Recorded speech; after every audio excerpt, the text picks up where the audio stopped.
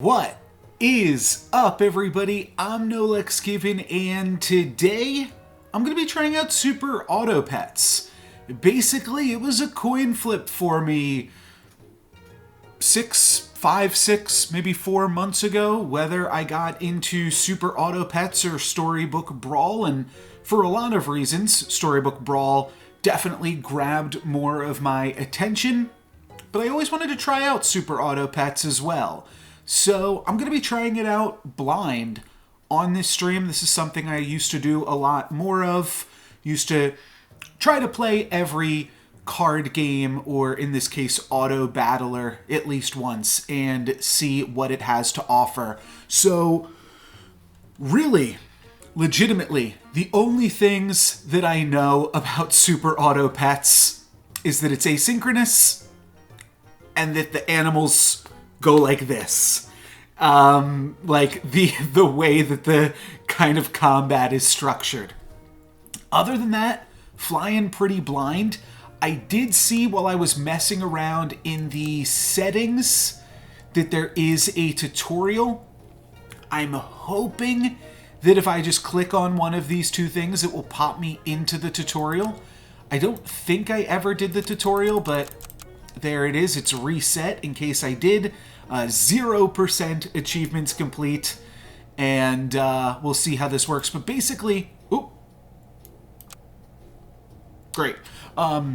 Super Auto Pets is now available on mobile, so I really want to play. I just got a new phone, and I want to, start playing it some, at least casually.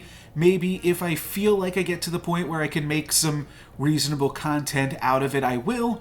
But for now, it just seems like a fine, passive game to play. So I'm going to be checking it out after enough intro here, and I'm hoping that arena mode... Cool. Okay, so we can see we've got 10 gold up here, 10 health, 0 out of 10 trophies. So I guess 10 trophies is when we win. I think I did know about that. And I don't know what this means. This is the equivalent of a spell. And then we can buy a pet for 3 gold. And roll with a 1 pip on it, I'm assuming means that this costs 1. But I'm not super sure because I don't know if the honey costs 1. But I guess that would mean I could just buy all 3 of these and then buy the honey on turn 1. I'm totally blind here, but let's read these units. Some of this is going to be a little bit slow, so you'll have to bear with me, but I'm going to figure out what's going on here. So we've got the beaver, which you can sell to give 2 random friends plus 1 health. Okie dokie. Mosquito, start of battle, deal 1 rock or cloud damage to 1 random enemy. Maybe that is a ranged damage or a random damage. Well, it says 1 random enemy. Deal 1 cloud damage to a random enemy. Maybe there are just different types of elemental damage. And then buy, give a random friend +1/+1. So it seems like the optimal order here would be to buy the mosquito, and we're gonna drag it up here. Okay, I have some little sound effects going on. Okay, and now we can give the mosquito a honeybee, and I'm assuming this is gonna cost us 1. No, that cost us a full 3 as well. So everything here costs 3 gold, and then we can buy the otter, but it is telling us to roll. So let's do that. And now we find 2 more mosquitoes. Can we cast another spell? We can. We can also freeze, and this I did know too. We can freeze individual things. So that's kind of interesting. I'm going to assume that we might want... Okay. So interestingly, we've got the option to put this mosquito inside of our other mosquito. Okay, and we can move things around as we see fit as well. So we're not locked into this placement. That's good. 1-1B after fainting. Feel like I would want this towards the end, and I would want to play 2 mosquitoes. And then maybe I'd want to lock another mosquito. I'm not sure if that's the same as tripling. I am going to turn down the audio a little bit here. The music's also completely cut out, so maybe I will throw some music onto the stream. Oop! Okay, we're back here. But that's fine, because we can always come back and restart the game. I guess we can abandon the game as well. And we can only play either arena or versus at one time. But interesting stuff. Let's freeze this. Don't know if I care about the cricket. Okay, let's exit out of this. And now I can give a pet +1/+1. I don't know if that's worth it. It doesn't seem like casting spells in the early game is the best idea, but oh well. And I don't know how long the spells last for either. But let's go into battle, and now we get to name our team. Okay, I do know about this part as well. So we can be smooth hands. I think we got to be confused, considering this is our first game. We're confused warriors, confused hands. Yeah, I got some confused hands here. I don't really know what I'm doing. So we'll see how this works now. Here's my very first Super Auto Pets combat, and I'm up against the hard hipsters. Oh, and we can play it one at a time here, or just wait till we press play. Okay, so my mosquitoes did their thing. Now their mosquitoes are going to do their thing. Our mosquitoes are going to trade. Then I think I'm going to trade with their crickets, and then I think I'm going to win the combat because of my... Oh no, they're summoning a cricket off their crickets. Okay, so I am going to lose my first combat. Fair enough. I'll lose to the summoned cricket. Okay. So I die and I lose 1 health, possibly because they had 1 cricket there. And the goal is to get more wins than that. Sell, gain an extra gold. So how much do things normally sell for? Normally they sell for 1, but this sells for 2. We've also got a duck, which says sell, give all shop pets +1 health.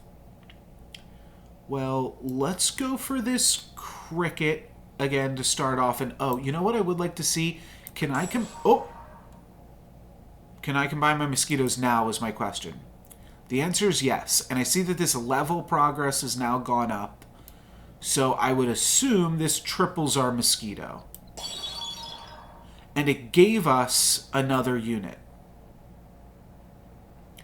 Deal 1 damage to friend behind.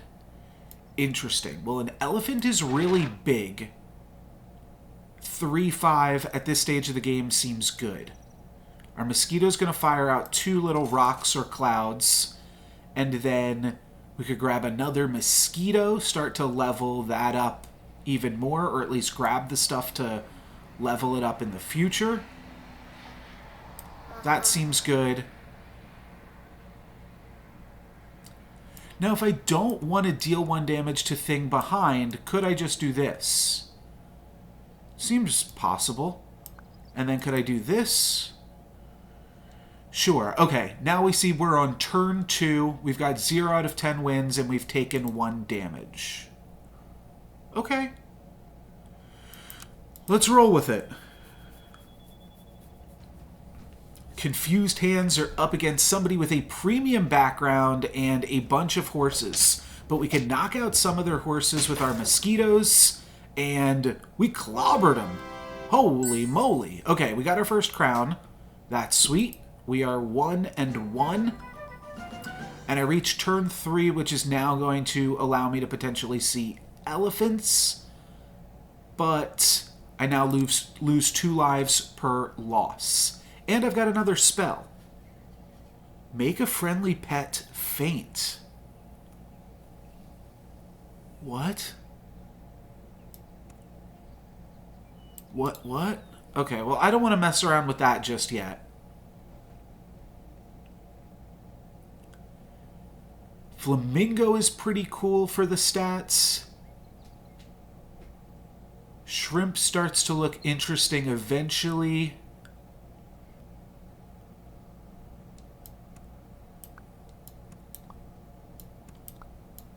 Let's keep this elephant in the back for right now. I'm going to buy the flamingo, and then I'm going to roll and hope to purchase 2 more things. We don't have any type of bench or anything like that. I'm going to not hit that. I'm assuming that's the battle button. Does rolling now cost 2, or does this just mean I'm level 2? I'm going to assume rolling costs 1 still. Okay, that is the case. We can pick up another elephant, or we can upgrade the elephant that we have. And then the rat has kind of like a downside of giving your opponent 1 gold. And then we also have the swan, which can generate some passive income, so maybe that's a way to play it as well. And then we also have Luna's Grace and Magic Research, if we are using some Storybook Brawl terms. So I definitely think I want to purchase an elephant, just have more copies of these other things, and I'm assuming there will be some synergies eventually where we have some things that want to get damaged. Also notably, the honey is totally sticking around forever. So unless it says until end of battle, we're going to get to keep whatever comes from that. Interesting. So we get to buy 2 things. It does seem like we are just going to level up our elephant, so let's do that. It gets +1/+1 and then some of the level bar, and then when we complete the level bar, we'll presumably either see either a level 3 unit in our shop or a unit 1 level higher than we are in the shop. So do we want to just play a 4/5?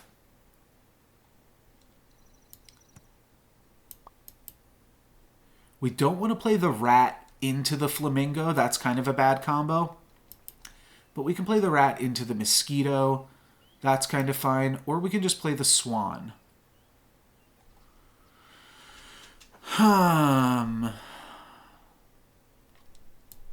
You know what? Here's my logic.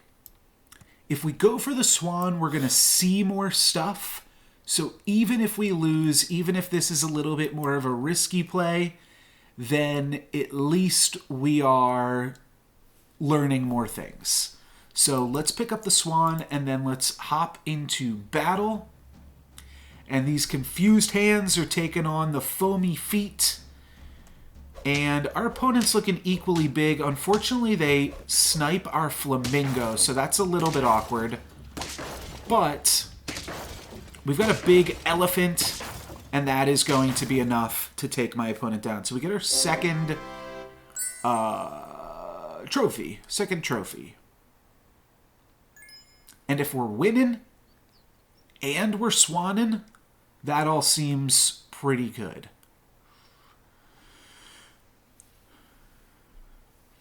4, 5. Maybe that is just what comes after a number. Okay, team is full, choose 1 pet to sell, but we also don't have to do this. The tutorial turns out totally optional, and we're not actually in a tutorial right now. I don't want to sell anything. I do want to buy a swan, because that seems kind of cool, and then I kind of think I want to spend gold rolling for swans and elephants. Give a pet bone attack.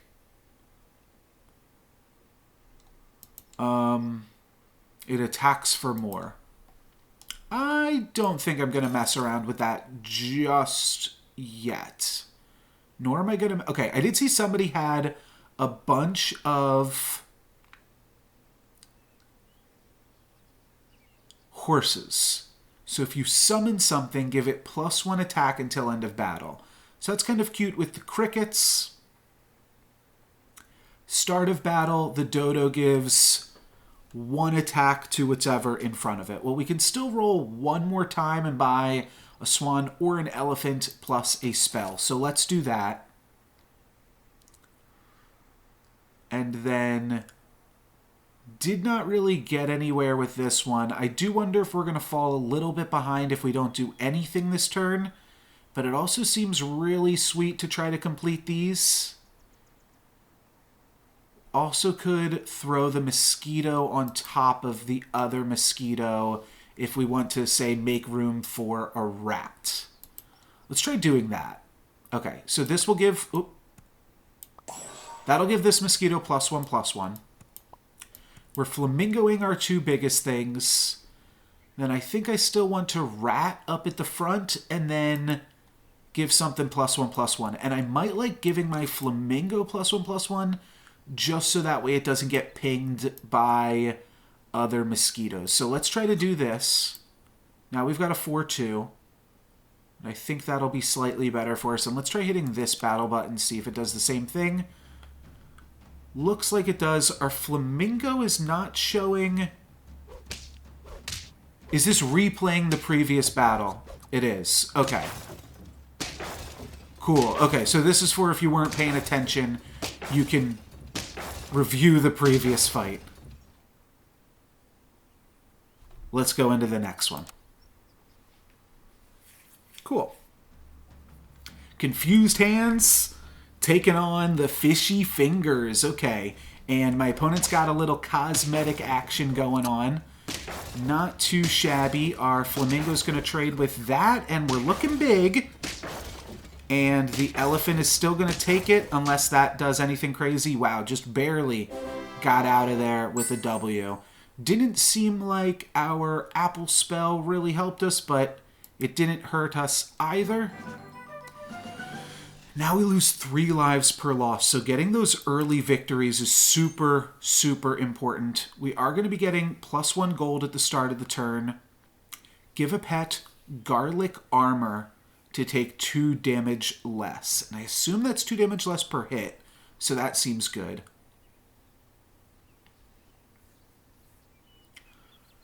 Dog is kind of cute, and I guess the idea with the dog is it is constantly doing that dog stuff.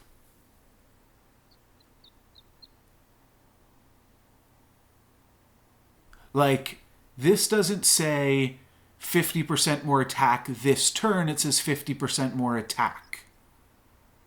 So I'm assuming that something like dog will get to keep those stats. Do you see that the peacock is friends with the elephant? And hedgehog gets to get a little zany. Now we would have to sell something if we wanted to pick up the peacock.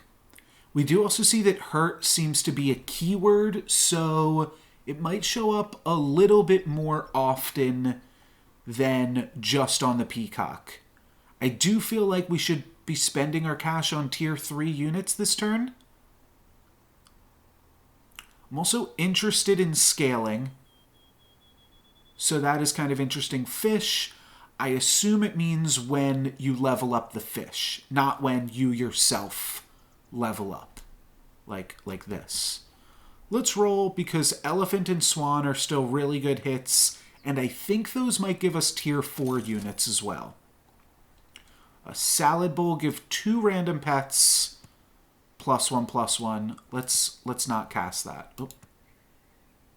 How do we undo that? Okay, great.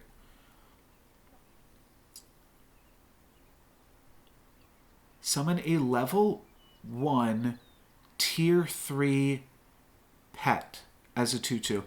Oh, I understand. Okay, so a level 1 meaning what everything except for my cricket is, and tier 3 meaning it will either be a giraffe or a bison here, an ox.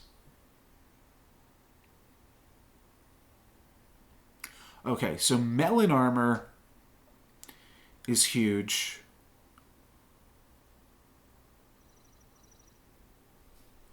But I guess the attack does scale, so we do have a scaling option here.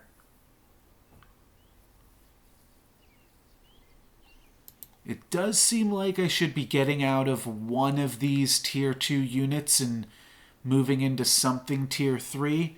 And I guess that's the tricky part about the game is like, when do you start to care about the tier 2s? That's going to mean that you're giving up on maybe your tier 1s that you've put a little bit more cash into, and your tier 2s that you've put a little bit more cash into, but obviously this stuff is stronger. Now, end of turn reads different than start of battle. But I think it's the same, actually. So I like the giraffe. The giraffe is scaling. And then the crab would also be able to come like a 3-6 or something, so that's kind of cute. Or we could salad bowl and then buy a crab.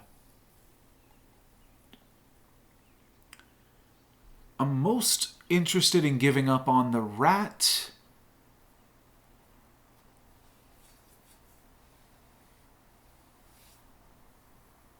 But I have to think about what I actually want to scale here. And none of this stuff is like great to scale other than maybe like the ox. Because the ox kind of has some built-in scaling and it's got that melon armor. So, could we sell the rat and the flamingo, pick up the giraffe and the ox, and then roll for swan, elephant, ox, giraffe? It's definitely possible. And health is a resource. We do want to maybe be losing some health so that we're getting stronger and getting scaling to actually get into the late game.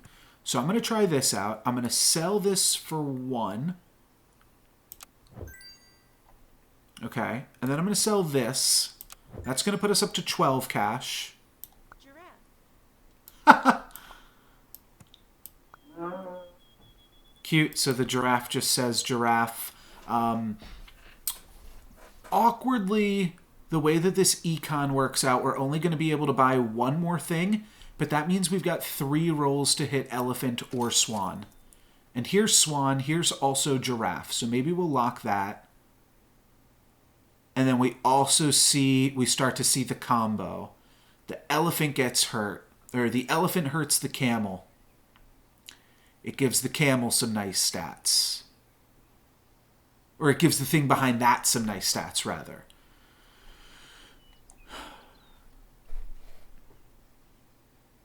We could sell the mosquito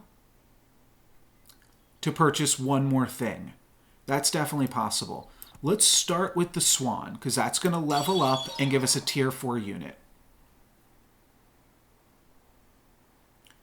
Okay, end of turn, copy ability from pet ahead as level 1 until end of battle. It's also big. So I'm thinking here that we wind up selling the mosquito. Maybe I'll lock the camel and the giraffe. Hurt, deal 2 damage to a random enemy. Kind of cute, but doesn't really scale as much as these other things. Parrot is a lot to unpack, and I'm sure there are some combos here, but I just want to deal with what we can currently see on the board. I also don't know how many levels there are. I don't know how high all of this goes. So is tier 4 the most powerful units, or are there tier 5 and tier 6 units? Oh, you know what? I feel like I saw a bus one time. I don't know if that was a skin or a joke, but at some point maybe it evolves beyond animals. So the ox has to go second. It's kind of like a logic puzzle, too, which is kind of fun, at least in the initial playthroughs. So which of these abilities do we want to copy? Well, probably the giraffe. Or the ox. And we could use the giraffe now to scale the parrot. So that's kind of reasonable. I think that's what we're going to do. We're going to sell this mosquito and get in a 6-3. Oh, that sold for 2. Oh, interesting. So we could lock giraffe, freeze giraffe. We could freeze camel as well. So I'm just trying to think of what something else here might look like. It would be elephant, and then it would be... Well, let's not do that.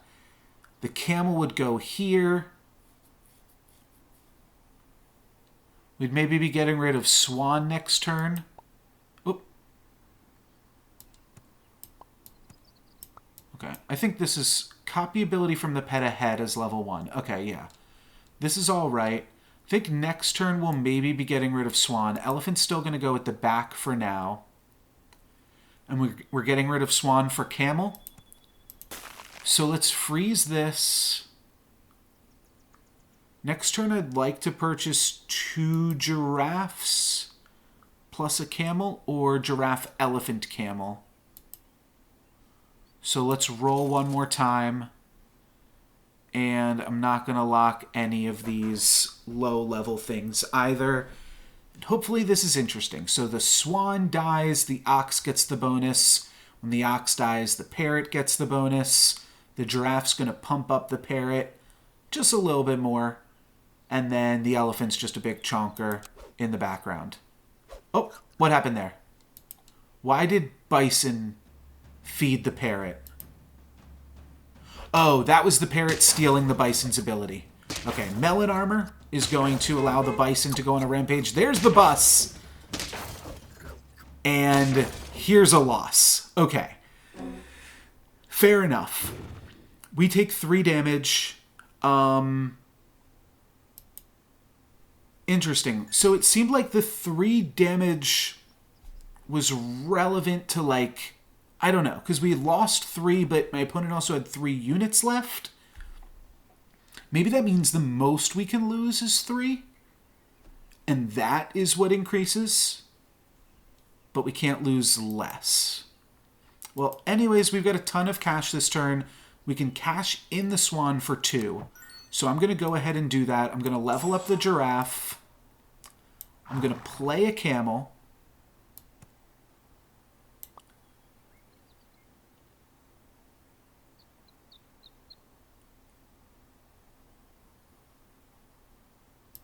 This is kind of interesting as well.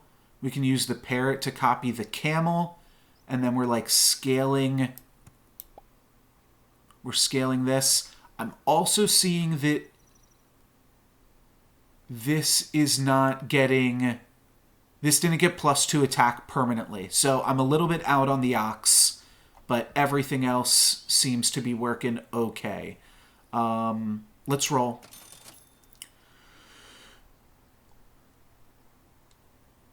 Yeah, so now the parrot and the giraffe can kind of grow each other, so I think that's kind of what I want to do.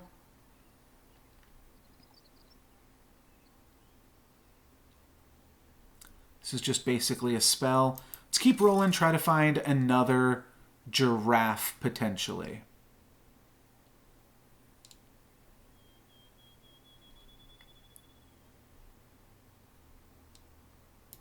I'm going to see what this does, because I don't think I like the ox. So 1 gold to make the ox faint. What does that do?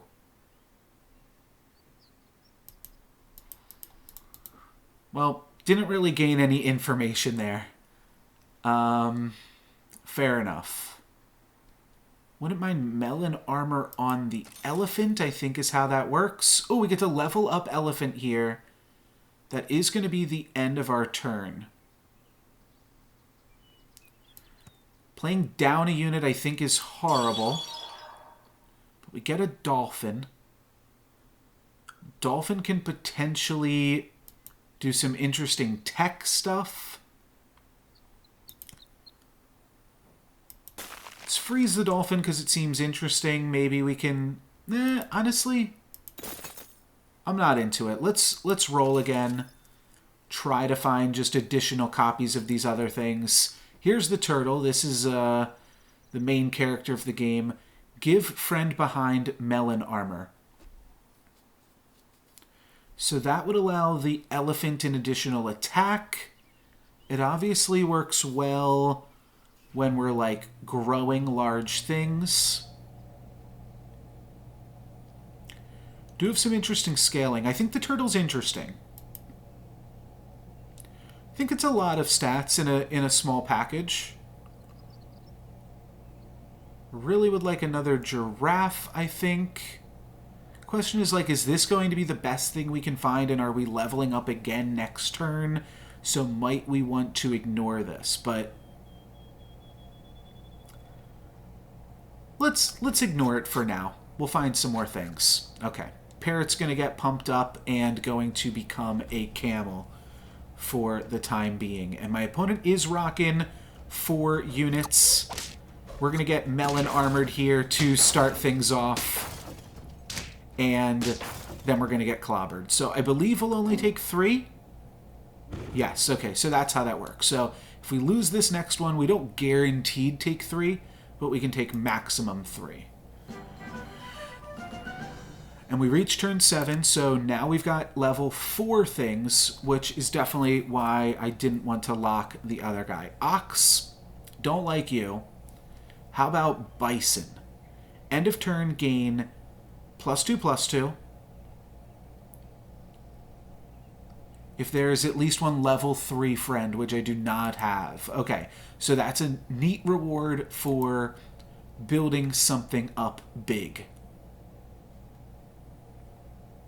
Hedgehog, fainting, deals 2 damage to everything else. Not going to be super impressive for us. Let's roll a skunk. Okay, that can get us somewhere.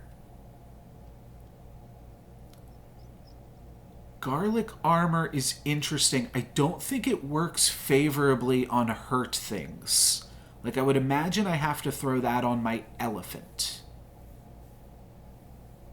But we could be wrong. And then we've got the kangaroo. The one thing I don't like is there's no way to... I mean, I guess if it's an effect that happens in battle, it's not permanent. Though it does seem like we've buffed up this giraffe, right? No, maybe we haven't. Maybe giraffe started as a 3/2. So, any stats that you gain in battle make sense. Don't stack.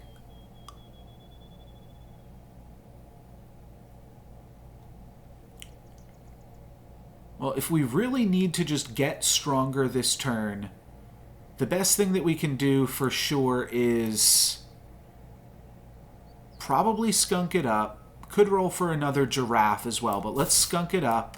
Let's give our elephant garlic armor, because that seems to be kind of important. And then I don't think a honeybee is worth it. Let's roll and try to find some sweet stuff. I don't know why this snail is sparkling. Oh, it's because I lost the last battle. Okay. That is interesting. Hold on 1 second. See if I'm getting a... Nope. Alrighty.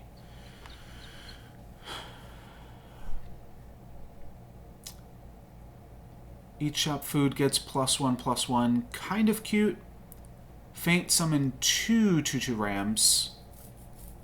And if the hippo gets a kill, it gets +2/+2. I guess I'm assuming that that is just for the 1 turn.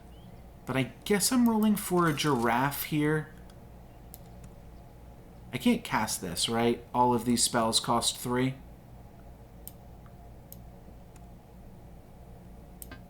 Yeah, not enough gold. Okay. Fair enough. Deal attack damage to adjacent pets. So I'm assuming that means it hurts my guy and it hurts their guy when it dies, the badger. An interesting thing to play around with. Let's just roll one more time and freeze a giraffe. And if we don't die here, that gives us some nice stats. Or it gives us a tier 5 unit, I think. Could lock a pair as well. Seems like it might be a good use of our time. Sells for 1. Sells for 2. Okay, so things sell depending on, what level they are. So hopefully we'll get a tier 5 thing if we're going to buy this, sell this.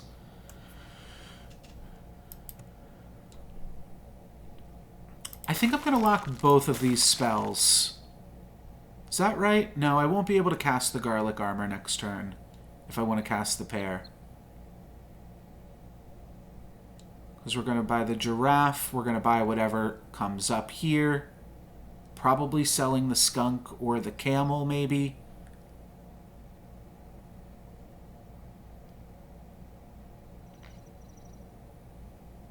We'll keep the garlic armor there in case the other option isn't great. Oh, and giraffe is giving a burger to the parrot. So I wonder if that counts as a...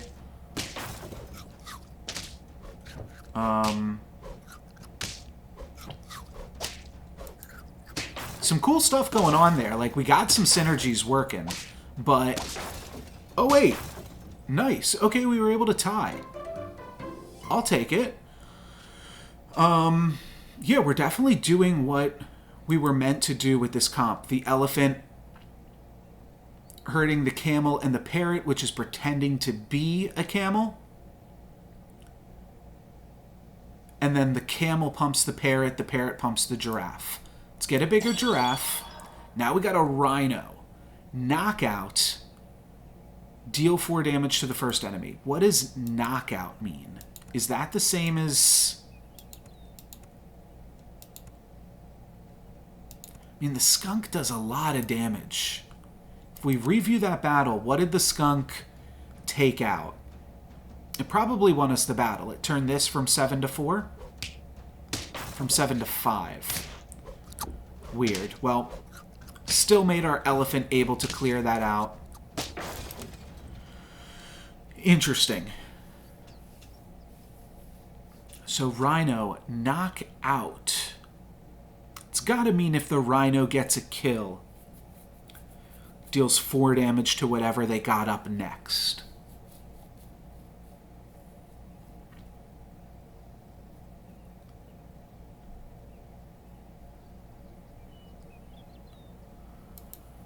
So, unfortunately, we can't go rhino into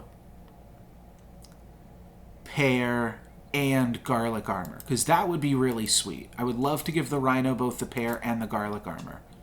But unfortunately, we're just not going to have enough to do all that. One thing that I'm also thinking is we could make the parrot into a rhino. And that's pretty good because the parrot is pretty likely to knock some stuff out because it's already so large.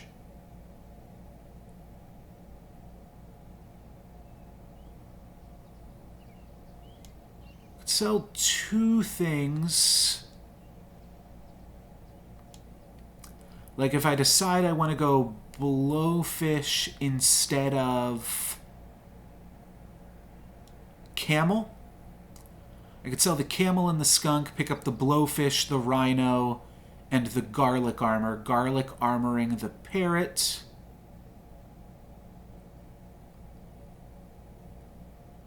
Oh, the giraffe now supports 2 things. Okay, so here's what I'm thinking. Giraffe, parrot, elephant backline,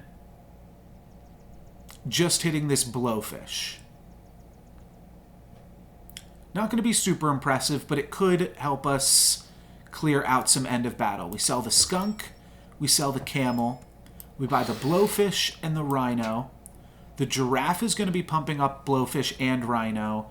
And I'm going to give my bird, my parrot, some garlic armor. And then I'm going to keep this pair locked in the shop. And I think this gives us a nice little synergistic comp here. With the giraffe pumping up both of these things, we got a nice rhino going on and a really big parrot that, with garlic armor, can hopefully do some fun stuff. Ooh, okay, knockout did not work. So we're dead. Okay, so we lose. We lose our first game of Super Auto Pets. We got 3 crowns. That seems not great. But now we can play another one.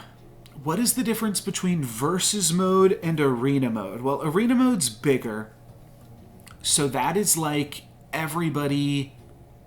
Maybe arena mode is asynchronous and versus mode is a little bit more what I'm used to in terms of actually being like lobby-based. Okay, and then we have History, Hall of Fame, Arena, Replays. Oh wow, okay, so we can take a look at our previous team. That is pretty cool. Customize. Purchase some things. Cool. And it's all for points, which is interesting too. I assume you can buy points though too. That's probably going to be a part of it. Oh, interesting.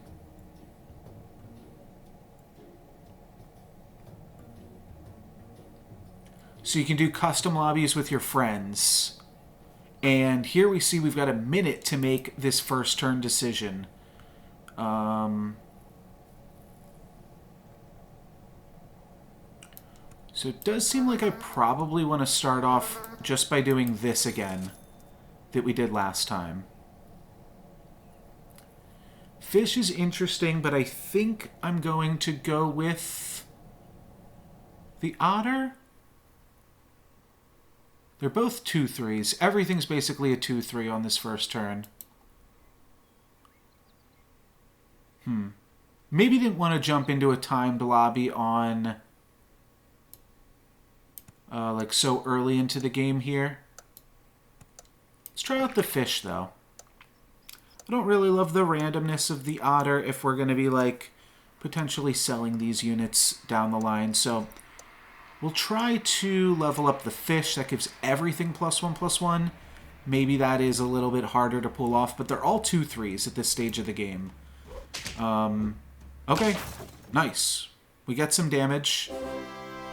Everybody gets a randomly generated name, and we're on top of the lobby. Somebody DC'd. But this is a little bit more my speed. We do want to get through this so that we can start doing this. Let's combine our mosquitoes right now. Hurt. I really want to find out if this sticks or not. Let's do it. I feel like just having a level 2 unit is going to put us a little bit ahead. And then let's roll for a fish. And we fail to find. But we're ready. I guess if everybody readies up earlier, then you get to go and go. But right now we're mostly just working on this cricket. And will we see how much life our opponent has? The motherly noses. Feel pretty good with this peacock leading the charge here. Nice. I guess we're only hitting people for 1 damage, so it doesn't really matter. This part of the game is like kind of a distraction, maybe even. Okay, peacock also does not gain its ability forever. So all of those things have been kind of a letdown. This is nice, though. The rat allows the peacock to get hurt. So that's a nice little combo. We can also level up fish and then buy one other thing. So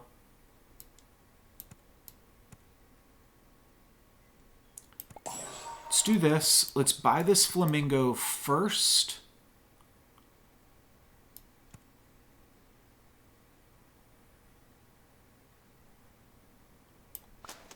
And I'm going to put the flamingo here, I think, to...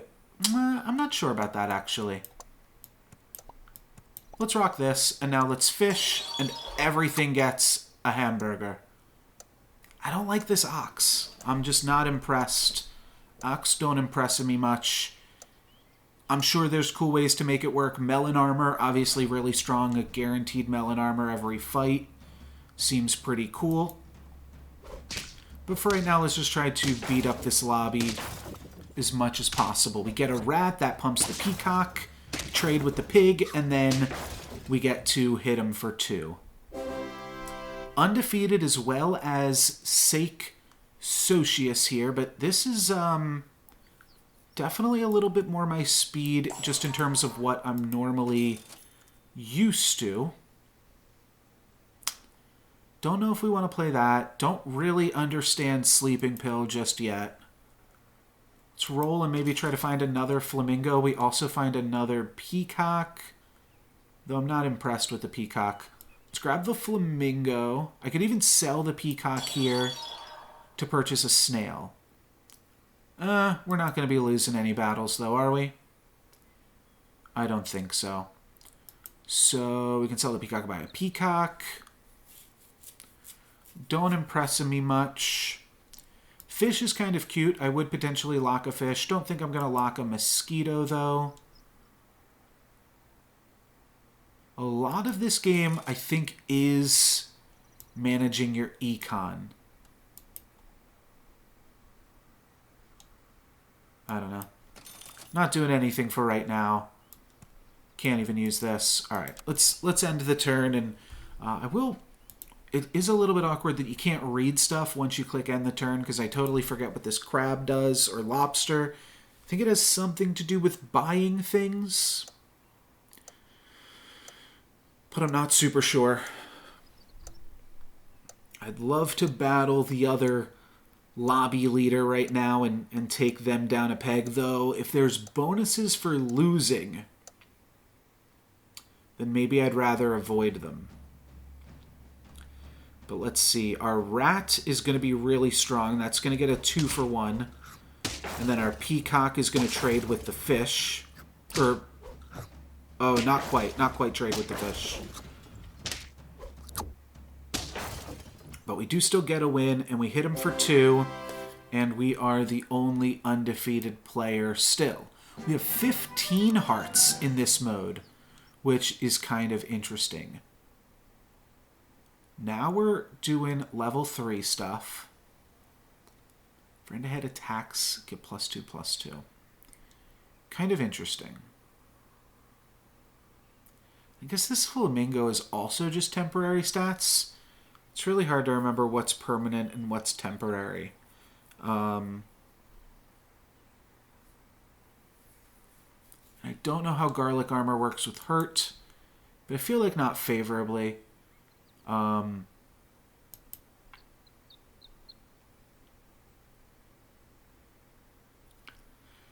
Giving something bone attack and garlic armor. I guess the question is, can something get both bone attack and garlic armor? Let's see. Does look like it can. No, replaces garlic armor. Gotcha. So everything can only have 1 stank on it. Okay, fair enough. Start of battle, give 50% of Dodo's attack to a friend ahead. Not going to be doing too much for us. I think I'll just level up my units. Or not level up, but power up slightly. I don't know.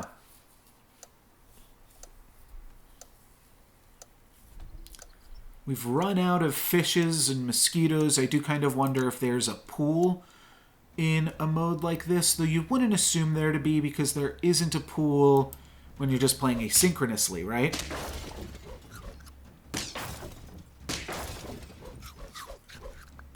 Mosquito definitely falls off into the late game. Ox is going to get some melon armor. It's going to allow it to survive, but The fish will take the crown. Again, don't know how important it is to be winning these early combats, but we're doing it nonetheless. Let's grab a rat, which will give us a tier 4 unit, or maybe... Well, when was the last time we leveled up? Should we be locking rat? Freezing it. Let's just do it to it. Grab a dolphin. Start of battle, deal 5 to the lowest health enemy. That just seems like a lot of fun. 2 dirty rats up front for the opponent. That's bad. It's bad that the downside levels up, I suppose, but we did get a dolphin out of it, so that is fine. And we just have to decide what we are replacing. This peacock is pretty meh. Do I want to put some garlic armor on the dolphin? Not sure. Could also roll twice, find another flamingo or something. I think I want to go with some garlic armor. And garlic armor on such a huge unit is probably just always worth it. And then I guess let's roll. Roll again. And we didn't find any...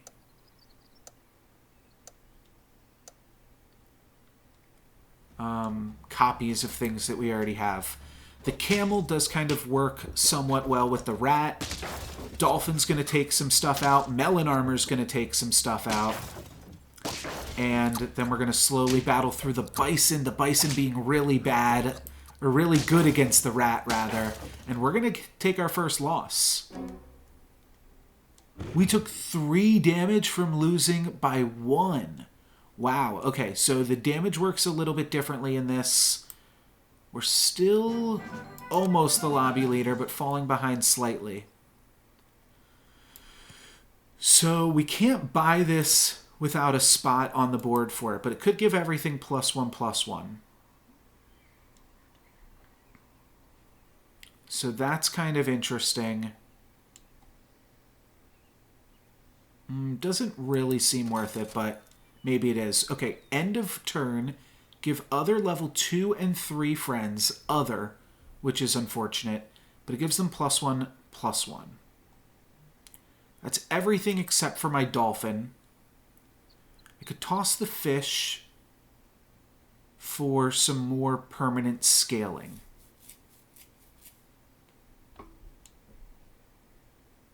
I like it.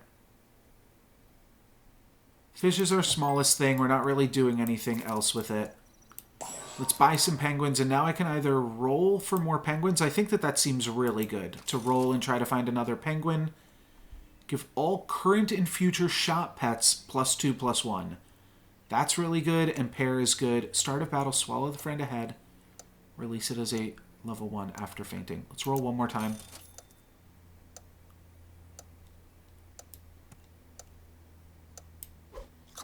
I think giving everything garlic armor is strong, but we'll see. We do have some more health to play around with, of course. I guess garlic armor on whatever is behind the rat doesn't actually do anything, though. Okay, that's sweet. This Sake Socius guy is going to be our main competition, though. For sure. Oh, we get to level penguin. Cool. That gives us a rhino. We never quite figured out what knockout was doing. But we could toss the mosquito at this point in the game. We could give something else some more garlic armor. We could roll for dolphins. Sells for 2. That's not bad. Then we can buy the rhino.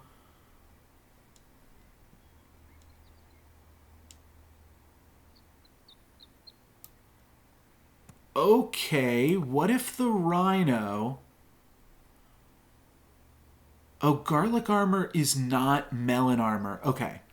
But the rhino, what if the rhino knocks out the rats? I don't think that's great. because it gives my opponent 2 rats, and then we kill one, which then just kills the other one. But maybe that's fine.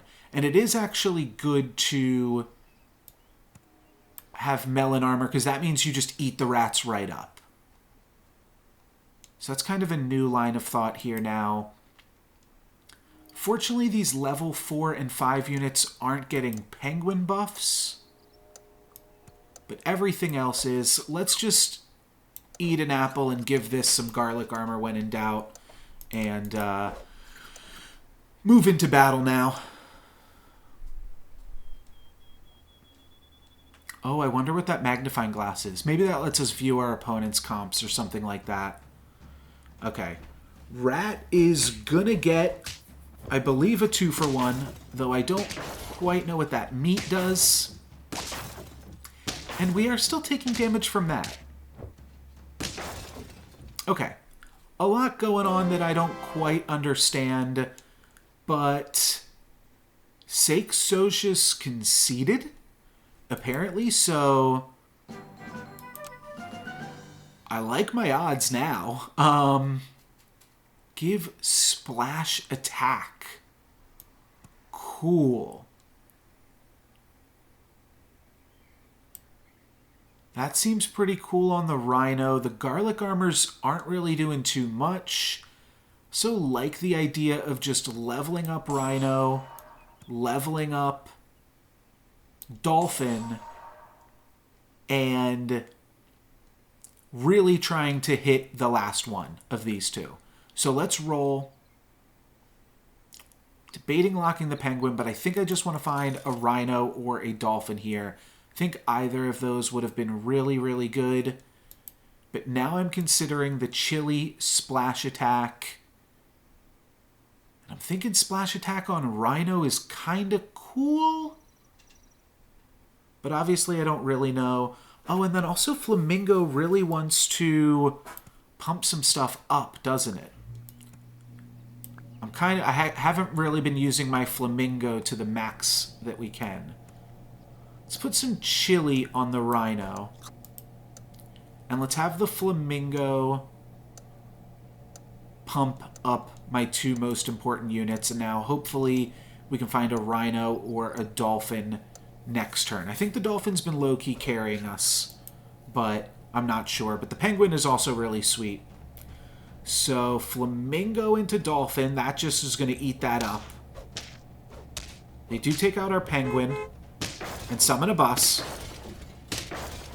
Flamingo eventually dies. The Rhino gets in there. The chili power isn't even relevant. And this game is looking closer and closer to over. Don't think I want to spend 2 just for the Flamingo. I really want to upgrade the Rhino and the Dolphin. So let's roll. Here's an upgrade for Dolphin. I should read everything else. What does Turkey do? If you summon a friend, it gets +3/+3. Hippo gets to go nuts. Okay, let's make a Dolphin. This gives us a Fly. Fly faints, summon a 5/5 Fly in its place, works 3 times this turn. Interesting. Interesting. It seems like a lot of stats.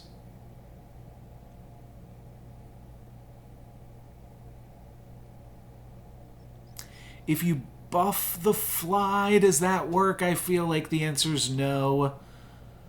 Though we could use Turkey plus Fly, and then we're spitting out much larger monsters. But is that worth it to give up some of this other stuff that we've put so much more stats into?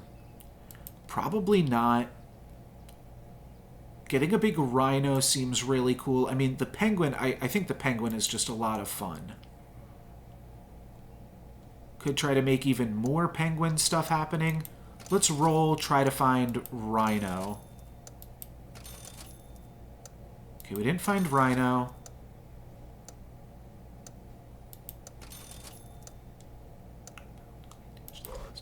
Okay. This is why I said I shouldn't have played a timed game. Game 2. Because I did not know what all the cards do. But I also wasn't totally sure that I was getting myself into a timed game. But Does look like it's working out fine. The rhino with the chili pepper does, if the chili pepper kills something, does trigger the rhino's attack. So that's all really cool. We've reached turn 11. We're now level 6. Comes back a 1-1, but it's not going to keep any of the enhancements. Could be worth it on the flamingo, because it'll give the rhino and the rat a bunch more stats. And what does this do? Yeah, this lets us check out the rest of the lobby and see who we are ready to kill.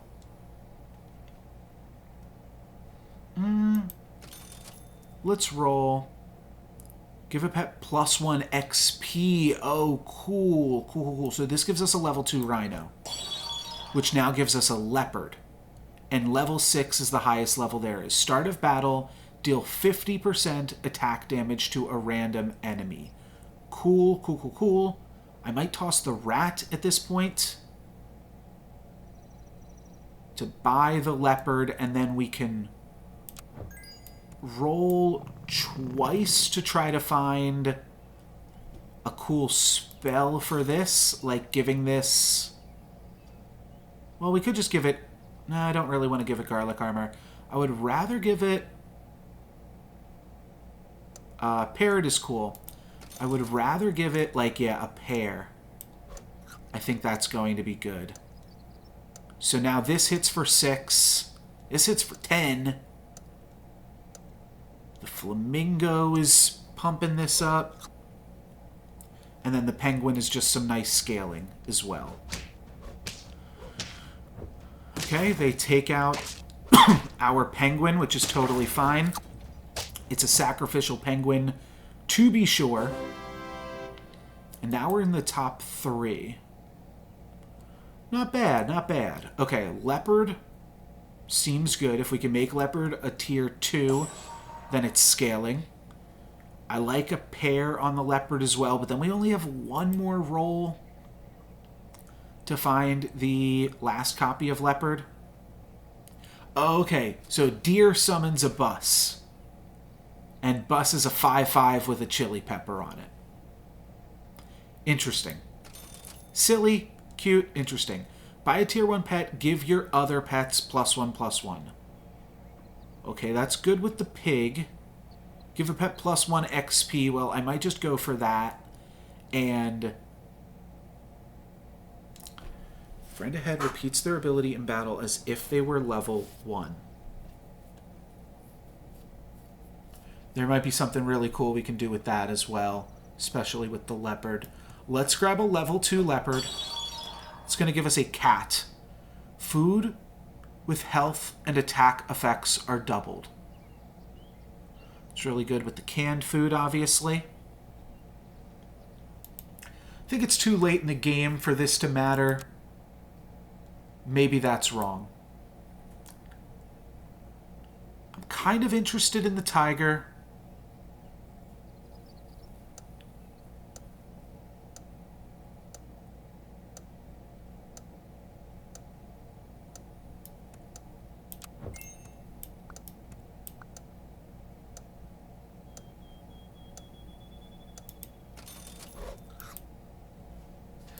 Okay, so we tigered the leopard, and now the leopard gets to do its thing twice, and then the dolphin also gets to do its thing.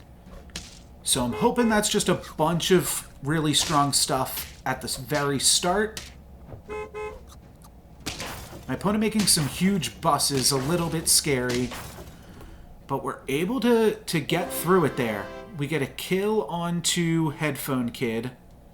And now it's just me and Mark Nov, and we're going to be battling against each other a few times here. Gain a Coconut Shield. So Coconut Shield is just stronger than Melon Armor. Huh.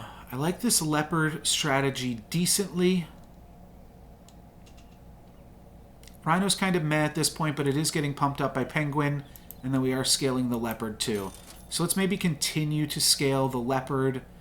We could put some melon armor on it. That could be nice.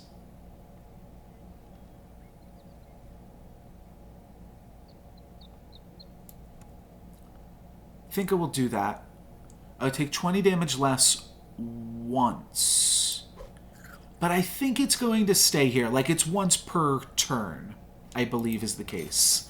And then let's try to find one more spell to cast, and I think that's just going to be Sushi.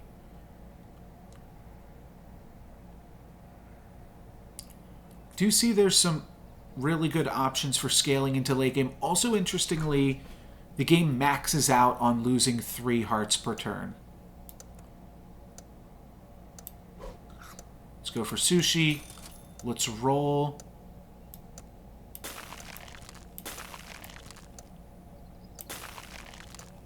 That seems like a good enough next turn as any. We can buy the tiger and then potentially mess around with some XP. Okay, this has got stake attack. So that gets to mess something up. Get through our melon armor. And this is going to be a close tie. So, well fought here with me and Marknov at the end. And we're going to start by leveling up the tiger. We'll see what that does. Okay, Scorpion's got Death Touch. That's pretty straightforward. We're going to go for a chocolate bar on the tiger to level it up. I guess we should roll first. And I'm hoping the roll doesn't destroy our chocolate. It does not.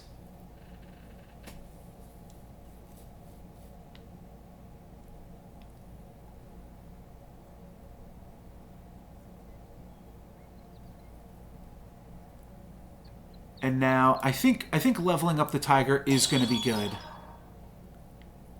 Yeah. So now the leopard gets to go off as if it was a level 2. We could use this ability to scale further with the penguin, but I feel like the leopard is doing some nice stuff there. I don't know what I want to do with this chocolate bar, but I do think I want to use it.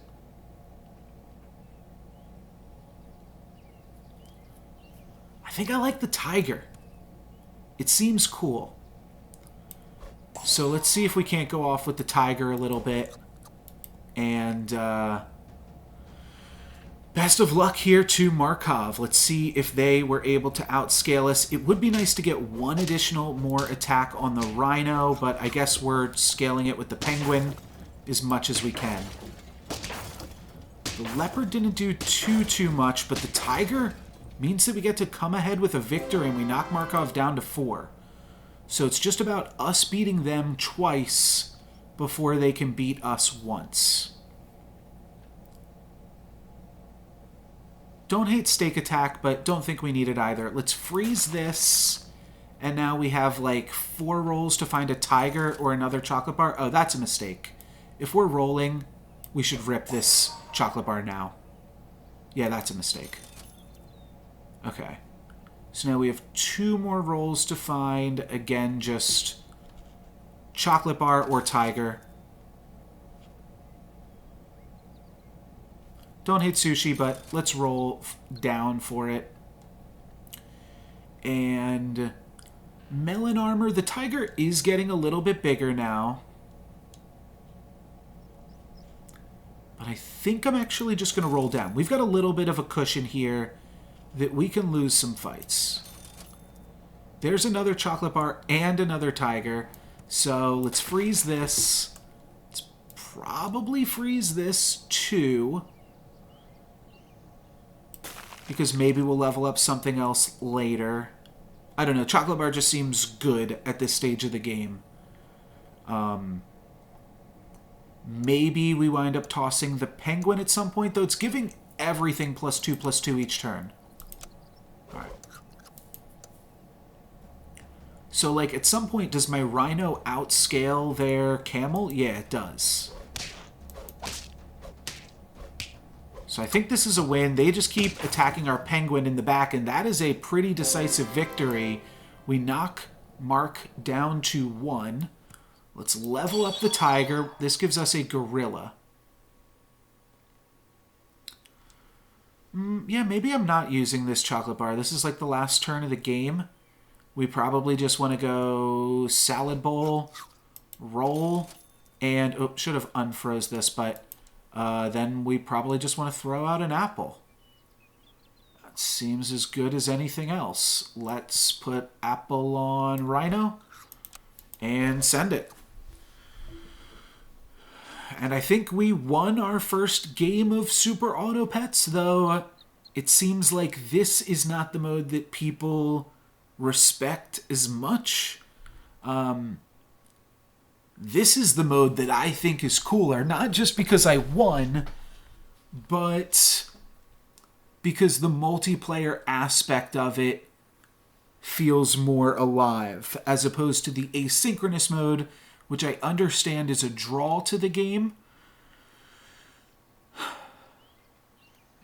And honestly will probably be the way that I play it. I'll be lying in bed, make a few moves. Though if I'm lying in bed, maybe I could play this mode once before bed. But if I go to the bathroom, load up the game, make a few moves, something like that.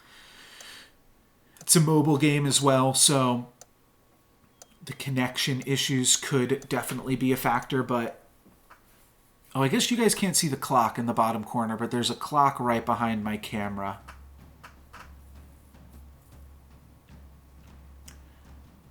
Oh, and I guess I am covering up, the stats of their last two minions. I didn't even think about that. I just kind of figured that my camera was going to be good. So apologies if that made this unwatchable in any aspect. But either way, we won the game on turn 16. That does seem to count as a win for some achievements. I do know about this, that achievements are get wins with certain things in your party. Though, oh, it's level 3 pets? We made a level 3 tiger?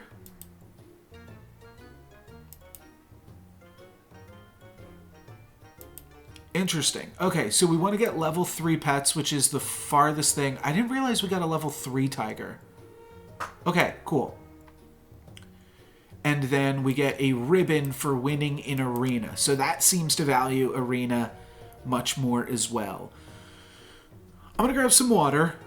And then I am going to... And maybe I should look into this as well, because this is something that I knew about. Okay, this is just stuff that you can buy.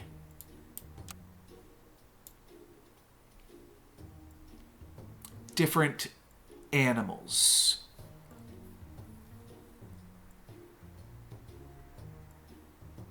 Now, we've seen a lot of these animals, but maybe a few of them change. Yeah, like the tiger cub and the leopard exist in both packs, but one's got a cow, one's got some other stuff, though I didn't see the cow. Interesting.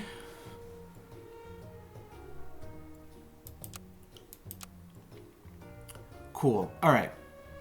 We're going to toss off into an arena mode. I'll pay a little bit more attention to my camera. Maybe I move it up here for the time being. We'll see how that looks. Maybe it should just be up in the top hand corner because I don't wind up using that much. But I will be right back. I'm going to grab some water. Then I'll play at least one more arena mode. I'm liking this game enough. It's fun to be able to play it asynchronously as well. Though I feel like asynchronicity is much more of a draw for some other players, which is fun because it contributes to the health of the game, and I'm always for that. It's nice to have some other people in the game because of the asynchronous nature. Then I probably won't play it asynchronous. I'll probably just do it all in one burst. So interesting. Oh, and I wonder if... Oh, right. History has the two... kind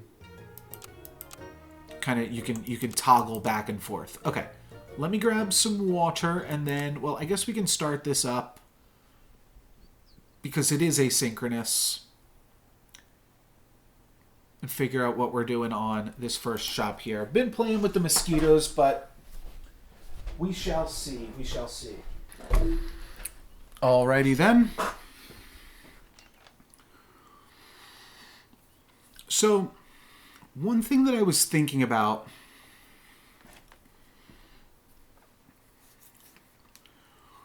actually two things that I was thinking about. Let's put on some music.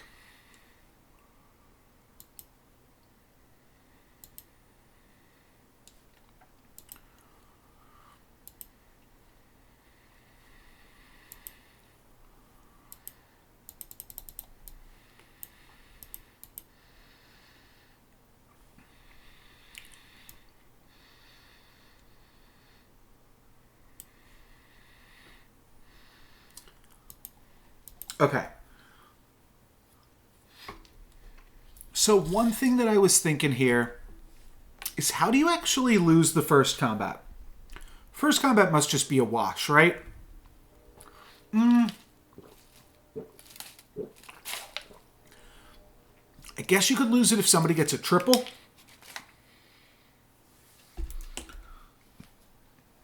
And how does the dog scale? Does the dog scale from summoning?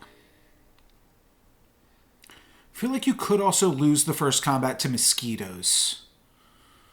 But basically everything represents a 2-3. Let's go mosquito and roll. Yeah, I guess if you get pig, if your pig gets mosquitoed, then that's awkward. And duck is actually a little bit unfortunate sometimes too. Okay, so now I see how you could potentially lose. Let's go otter.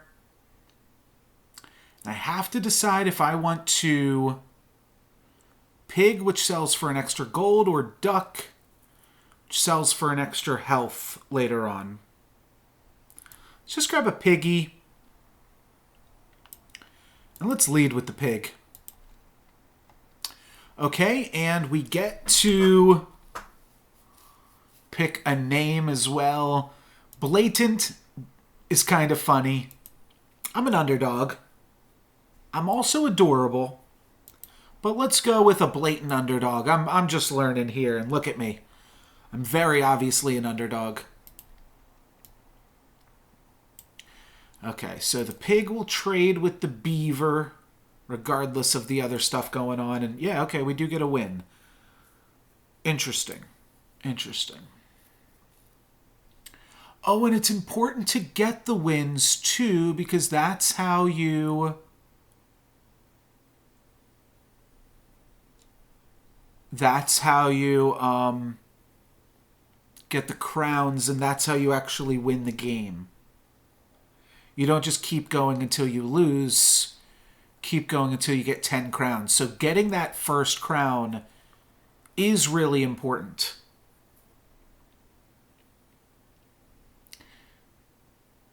I feel like pigging is definitely a mistake, putting more stuff into the pig. I'm going to grab another mosquito. I like the pair of ants. It's got good energy. But I also kind of like the otter. Maybe just like apple or something. Okay, the otter pumped the other otter. Have to be careful about dragging your same units around because you could accidentally combine things. And then I think I'm going to give the pig +1/+1 just so that it stays out of skeeter range. And maybe let's do an ordering like this. Who knows? This all seems a little bit random. I feel like conventional wisdom is going to be lead with your strongest men. And my opponent's got the ants marching here, but we do take one of the ants out with a skeeter. So that's nice. And then are we going to be able to finish off them? We do. And we get our second crown. Cool. So we're 2-0. Love to see it. Draws seem very awkward because it just pushes you into a later stage of the game. No clue what these sleeping pills are doing. Make a friendly pet faint. I guess it triggers faint abilities. It's very weird, though. Sell the pig for 2.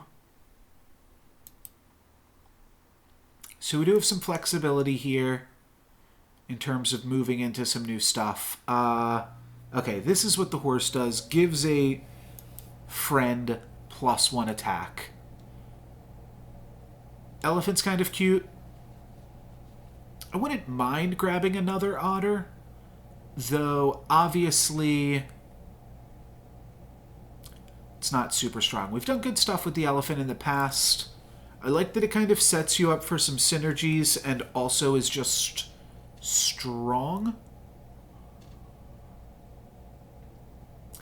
So I'm assuming, let's try this out. If we combine these otters, then it only sells for 1. So that is like the downside of combining, but we're going to try to level it up before we just sell it off here.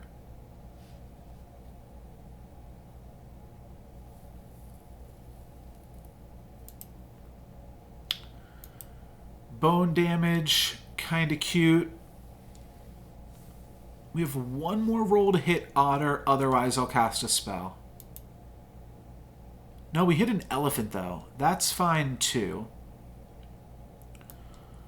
A little bit mediocre, but fine nonetheless. I like trying to double up on my units, I believe, because we could have rolled more and sold the pig, but this seems good enough for now.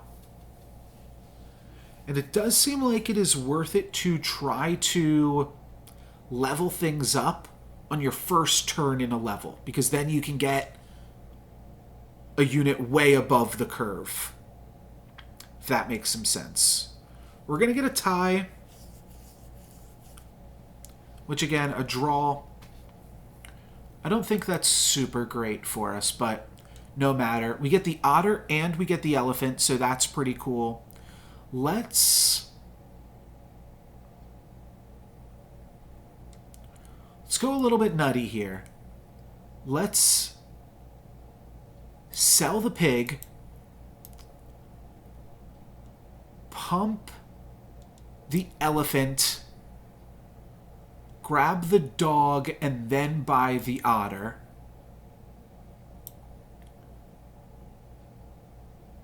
I'm assuming the dog gets stats all the time. Nice. The otter landed onto the dog, so that's pretty sweet. The badger, unfortunately, is not that great.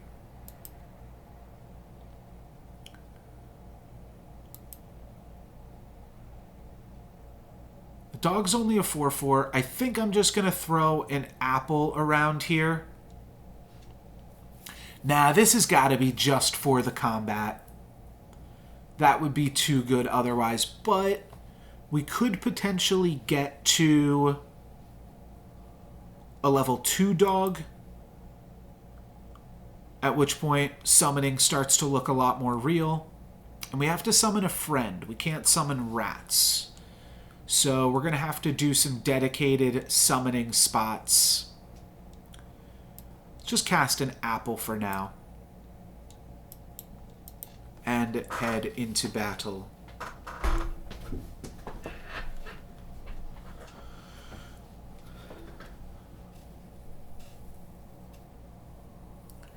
Definitely a pretty simple game, but there is some depth hidden under the surface for sure. We're going to get another tie yet again. I'm not super psyched about the draws. I feel like they're kind of like losses. Just because the goal is to get 10 wins, and now we're making it harder for us to get those 10 wins down the line. So the cricket obviously starts to look pretty sweet with the doggy.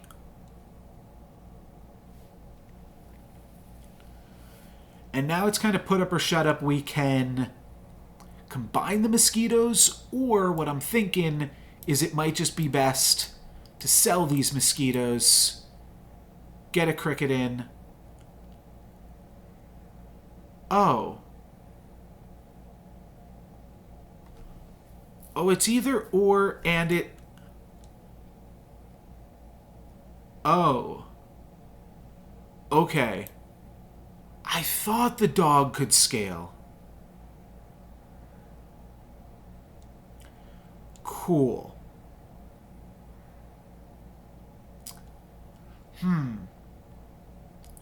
Now I kind of want to give up on the cricket and just play the spider and the turtle for the dog. I don't think there's any harm in saying we made a mistake here with the cricket and selling it and going more for the spider and then playing the turtle. Wow, okay, this is really impressive. The dog is really quite good.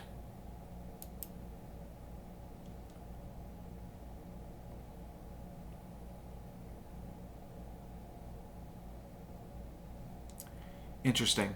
So now we could make a friendly pet faint.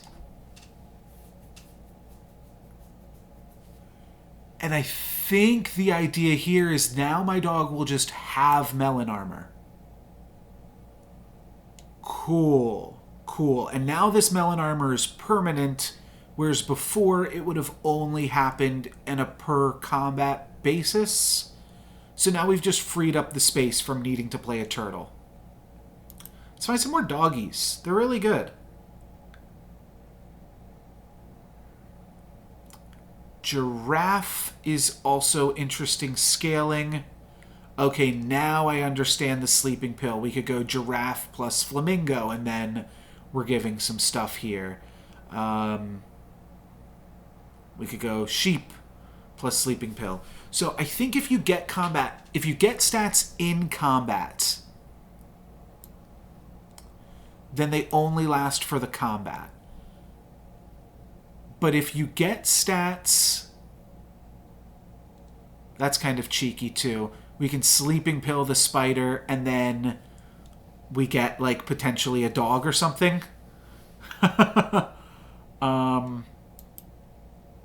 Okay. Well, I kind of want to try that and now mess around with the sleeping pill a little bit more. But melon armor on our pup seems quite cool. I like the giraffe for the scaling that it provides.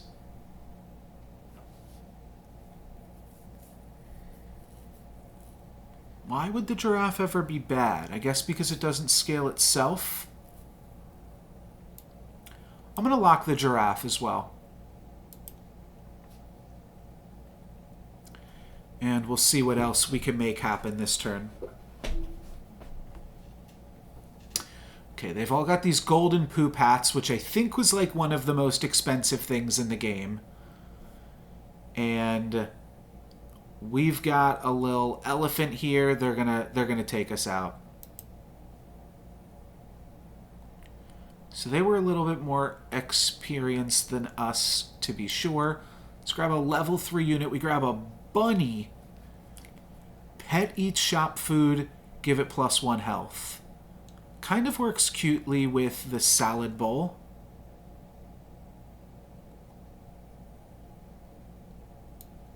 I think, right? Nice. I'm going to giraffe it up. Then I'm like probably selling this rabbit if I can find something nice here. Well, I can find a salad bowl. But that's not really the same idea here.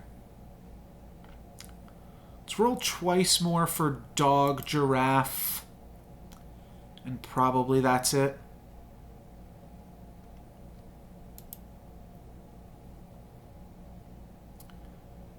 Okay. We're just kind of hoping that a 7-11 dog with melon armor is enough. And I think it could be against some opponents. Against this one, not sure. Looks solid, though. It's going to get us pretty close. We're going to wind up drawing again. Now we're tier 4, and we see the deer, which summons the bus, which does give stats to the dog, but we want to summon things in combat, which means we want to just keep buying things.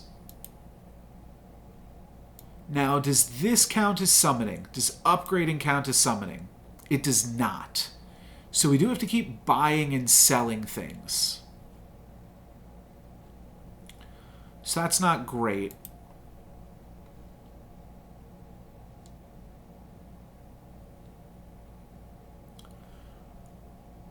In theory, this should give everything +2/+2, right? I don't think that's going to be how that works, but it seems like it should be how it works.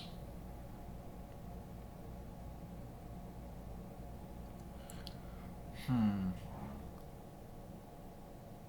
kind of inclined to loot through pigs as well.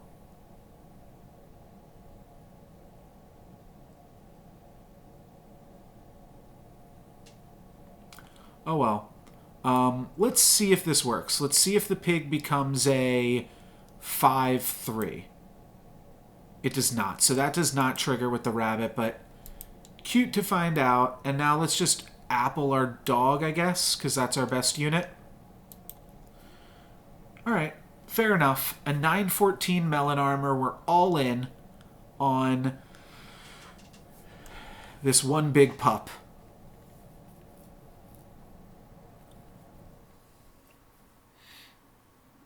And the pup's going to take out a kangaroo and then trade with the bison, and then the elephant wins the combat for us. So there we go. Third victory. We're now tied with our record, I believe.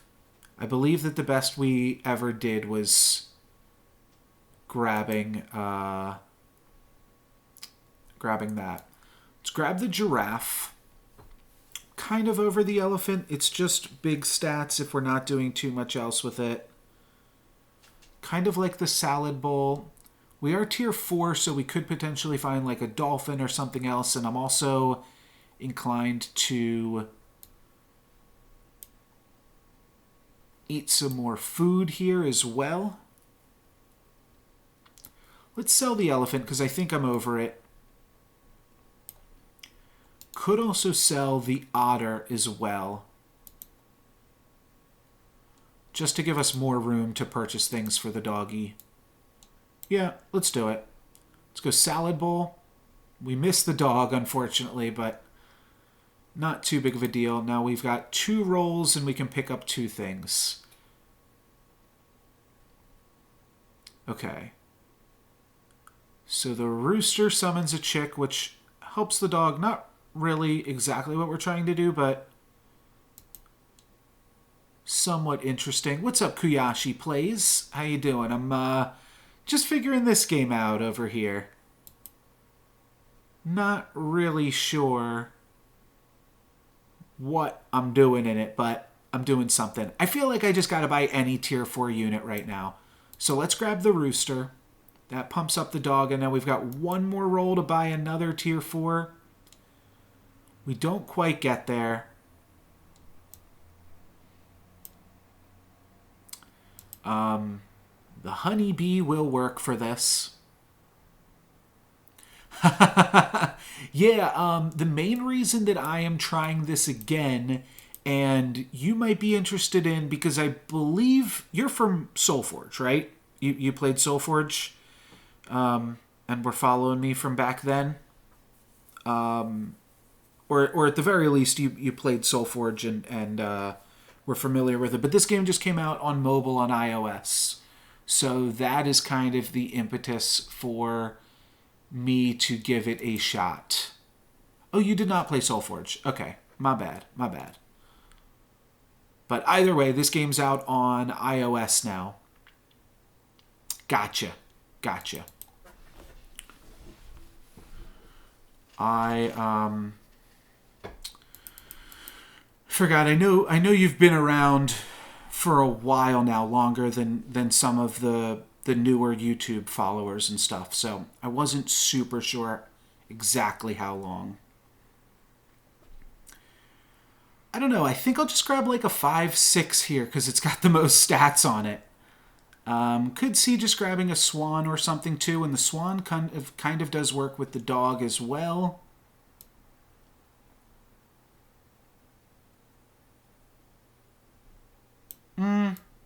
Let's play this thing. Let's just play our biggest unit. And we're giving the dog even more health here.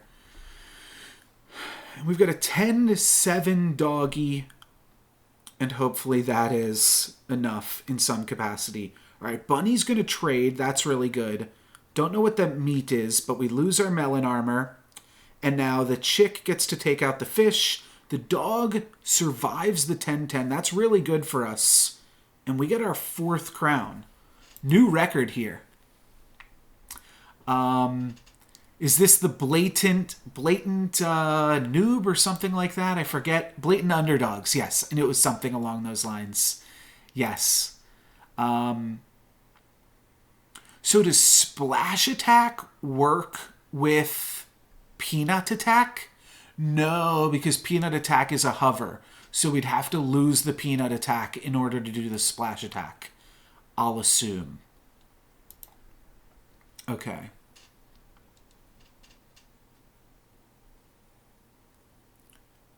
So I think with dog, I want to be cycling through any pigs we find.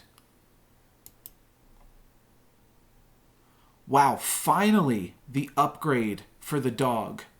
That's a big deal. Because we have not seen this dog come by in a minute.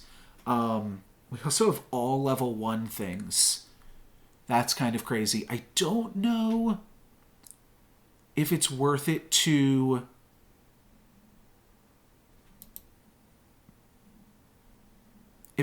like play the dog as a separate unit for a second, but I'm going to assume there's something to be gained from doing this. Obviously, it gives the dog a trigger. So that probably alone just made it worth it. Friend summoned, give it +3/+3. It's not super great, but it's something. And maybe we play some more summons once we get like a level 2 dog. So let's combine this. Let's maybe actually start... Do I want to start giraffing the chicken? I'm into that. And do I want to pair the chicken? Maybe I should just be going all in on the dog because that gives us a unit that we know we can mess around with for a little bit. I don't think it's horrible to diversify, though, either. So let's go for this, a 9-7 chicken. It'll be a 10-8 from the giraffe. This is at least the start of something. So it summons a 5-1. I feel like in the later game, when we start to see less crickets and things, that gets better. Though my opponent with a bunch of zombie flies, a little bit scary.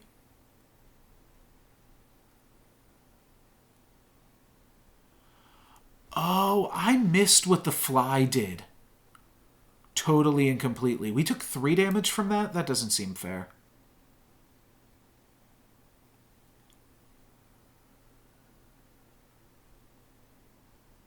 Does a level 2 parrot? No, it just copies as a level 1. Okay, I was going to say, that could be really cool if it copies multiple things.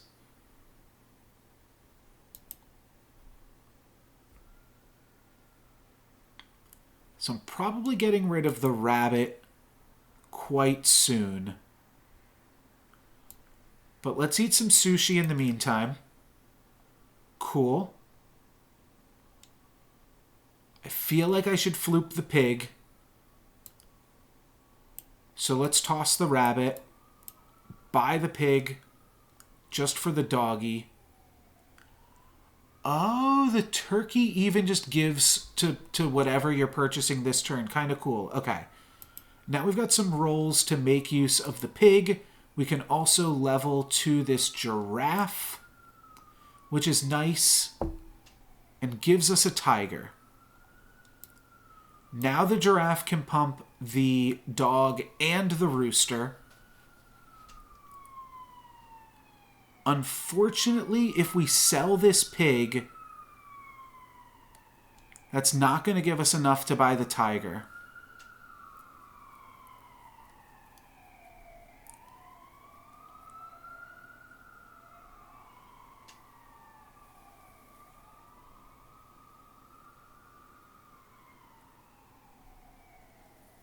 We can't really buy the snail here either.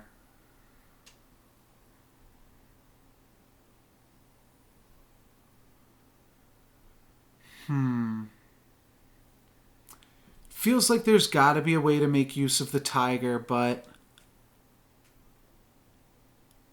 at the same time, I don't really see it. I think I just want to get a level 2 dog sooner or later. Next turn, we'll sell this pig.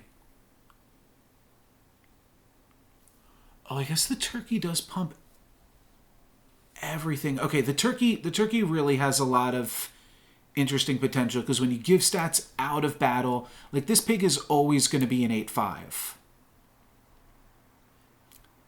Which means next turn we sell the pig, buy something, give it +3/+3, and then do some more stuff. They popped our melon armor on the dog. Hopefully that is not too big of a deal, but the dog is still looking big, and that's going to be our 5th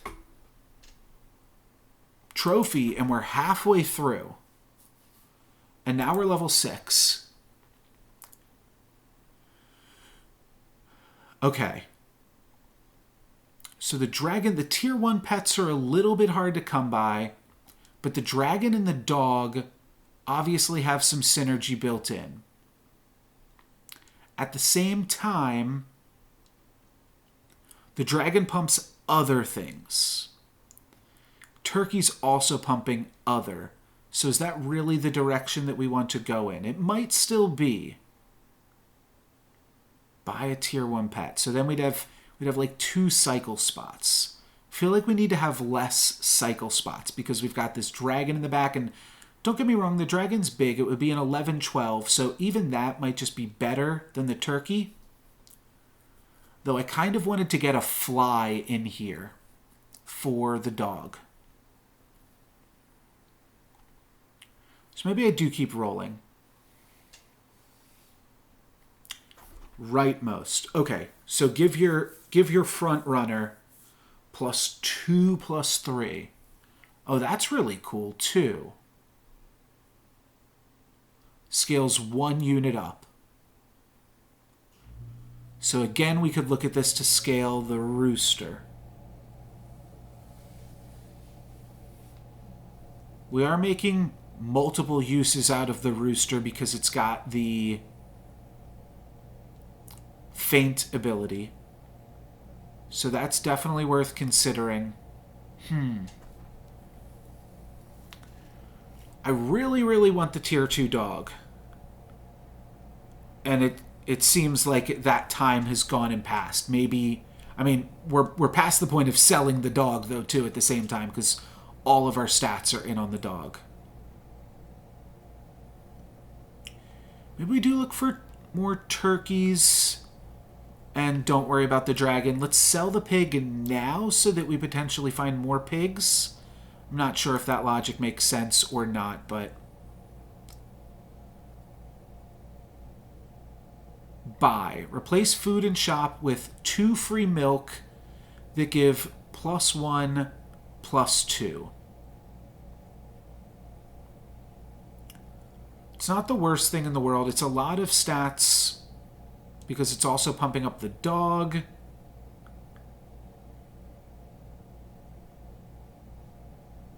Though, I don't know. Doesn't seem great. Let's keep rolling pizza. Give 2 random pets +2/+2. That seems good right now while we're already down a unit. It did not go on our carry units, unfortunately. Let's roll again, and now we're buying 2 things right here. So this is start of battle. You like the sheep and the snail. The snail is cool. Why do you like the sheep? Just to get additional summons for the dog, or are you just saying you like the art on it because you said L-I-E-K? But either way, welcome to the stream, Hermit Creb. And I like skunk. I think skunk can be reasonable for us. And I also like this croc. Just because it's a big and large unit. It, I think, is pretty simple at the same time. Hey, Reverse Rod, you like the pair? I think you mean you like casting the pair in this instance. So basically every unit, it seems like, can have 1 status on it, and the dog we gave melon armor earlier. Oh, okay, you just mean that you like the art on the pair. Pair just gives +2/+2. Yeah, so I think I'm going to be casting the pair probably on the rooster, and then I'm just debating if, like, I want the croc or I want the skunk. And the croc is more stats. As far as I know, there's no way to gain rotten fruit and stuff in the game.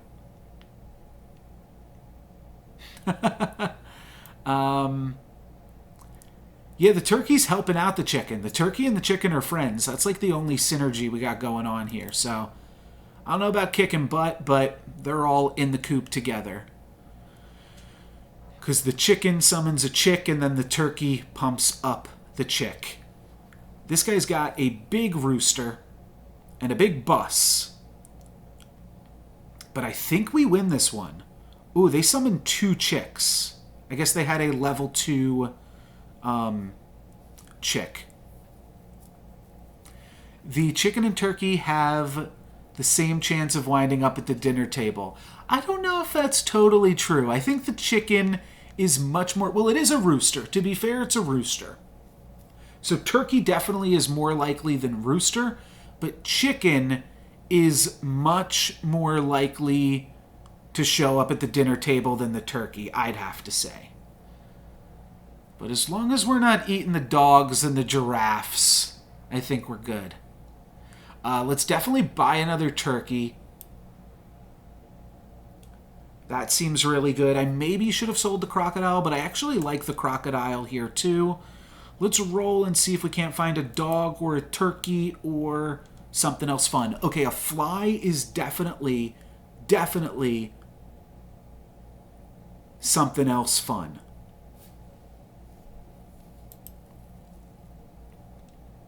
The fish looked sad.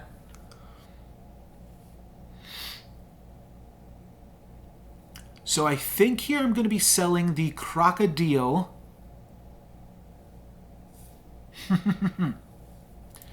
We've turned the fish into sushi. That seems good. Let's sell this. I'm going to be buying the fly. We'll put this in the back here now. And now the question is, I think I'm going to roll and try to find still a dog or a turkey, or if not, we'll cast a spell. Okay, well this is a turkey. Using the chocolate bar on the turkey seems pretty good. The fly is definitely having fun. Shark kind of cute. I don't know if we ever make use of the tiger cub here. It feels bad to not pump up the dog. But pumping up the turkey just seems so strong. So give us another tier 6 unit as well. The boar. Before attack, gain +2/+2. Can't really make too much sense of that, to be honest. I missed the otter. The otter I rolled past. I don't remember what he looks like, but I appreciate all the comments on the art and stuff, despite me having nothing to do with that. It's definitely a cute looking game, and that I think is certainly an appeal of it as well. And interestingly, our first unit, when it dies, we're just going to get a chick. We're not going to be able to get the flies until the flies die. So the dog isn't going to be able to see the flies, but we are still going to get those flies. So that's nice, and that's going to contribute to a win. Turkey plus fly, pretty straightforward, but pretty good. 7 crowns, continuing to get new records. We can now grab a level 2 with the dog, and that seems quite good.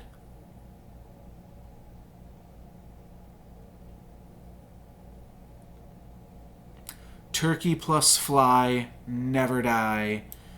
That seems like a good... Oh, this is the leopard. We played with this guy before. Okay, I don't need the leopard. Yeah, that seems like a good mantra. So we've got this dog thing going on now. Okay, and now I could go turkey plus chocolate. Or we could make our rooster bigger right here and now.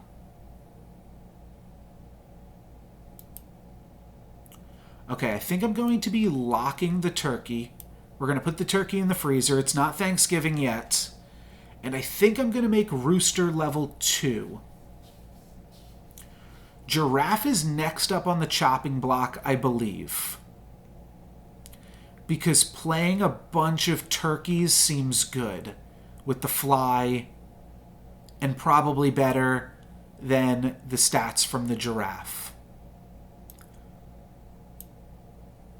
So let's activate the rooster for right now. We find a dragon. That's not going to do anything for us. I think melon armor is probably worth the gold as well. So now already we're kind of interested in cutting this giraffe, which is kind of weird. Maybe I just frontline the dog. Maybe that's the answer. That way we'll summon 2 roosters, or 2 chicks. And we're playing a bunch of summons. Next turn we'll cut the giraffe. We'll probably melon the rooster, buy another turkey, look for flies as well. Maybe you should have put the chocolate bar on the fly. Maybe that would have been better, because it's a level 6 unit compared to a level 4. Yeah, that was probably a mistake. No matter.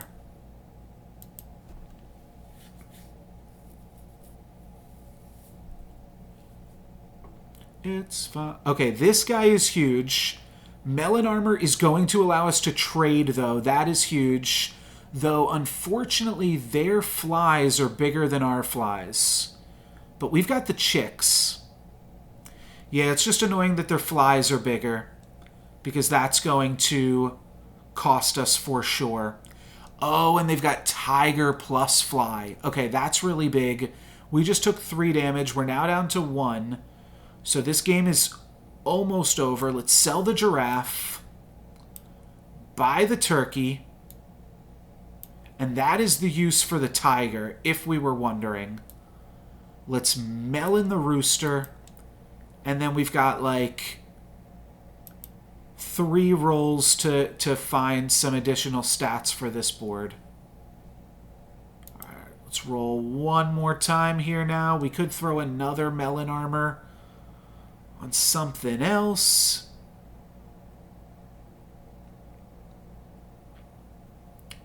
The shark is kind of cool. Does get pretty big. But let's roll one more time, and now I think we're ending on a sushi.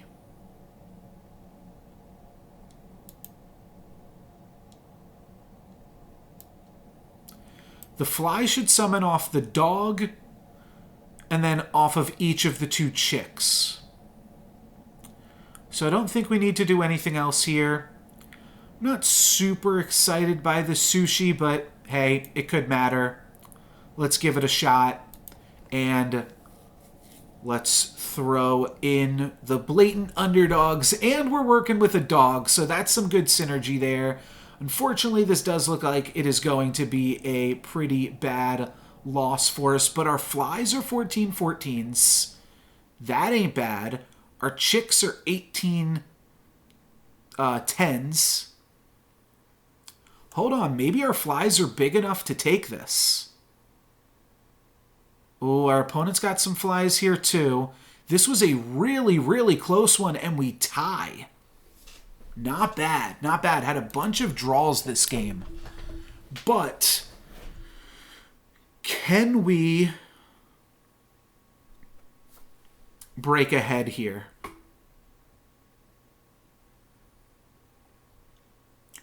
So the mushroom on the fly, I don't think actually does what we need it to do, unfortunately. We can combine the turkeys, but that is a downgrade. We could level up the turkeys. That's a definite upgrade.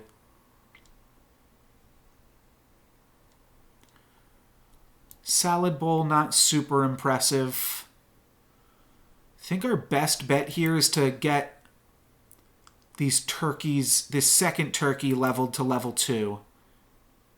It doesn't seem like that's really going to be possible. Pizza is reasonable value. Rooster doesn't do enough. Do I just roll for fly and turkey upgrades? I think so. All right, we didn't hit. I'm going to just continue to roll for fly and turkey upgrades. And I hit 1 here. I don't know which of these things is going to be more likely to be upgradable or more powerful when we upgrade it, but I think it's going to be the fly. So let's upgrade the fly, and then I find 2 more flies.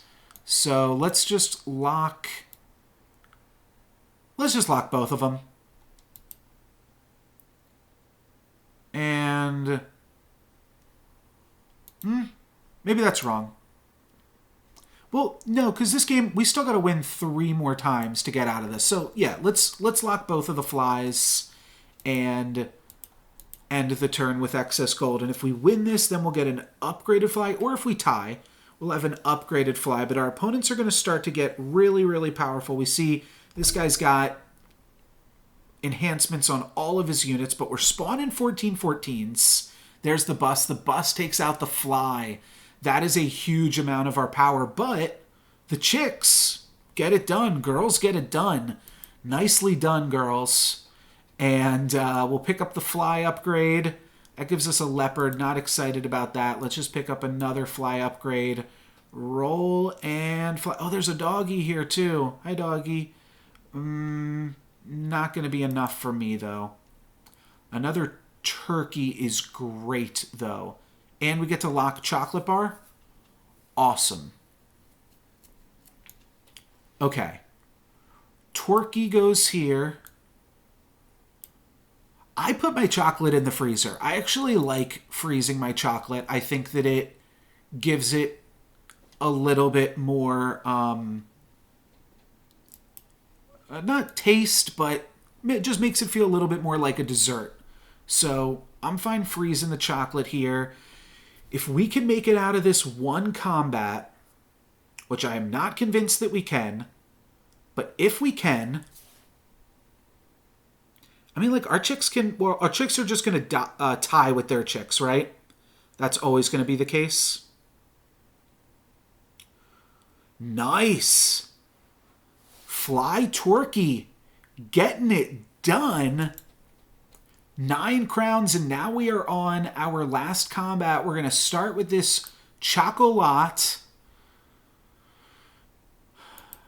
And I feel like I'm basically done here. Maybe I throw some garlic armor on the fly so that it can stick around. This seems horrible, right?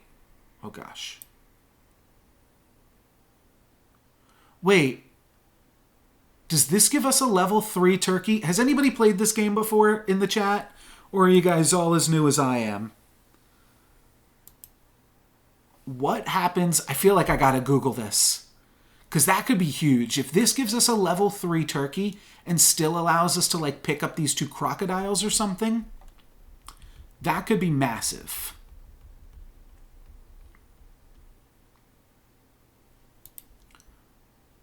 Hurt. Okay, let's open up Google and let's ask, what happens when you combine 2 level 2 units friends in Super Auto Pets?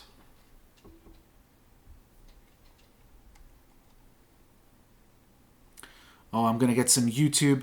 Can you combine 2 level 2 pets to get a level 3? Reddit from November 24th. I have 2 level 2 fishes, wondering if I should combine them to open up a spot or sell them. Combining 2 level 2s would be level 3.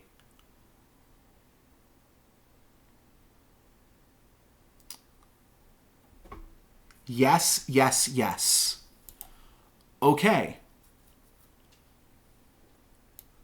Turkey.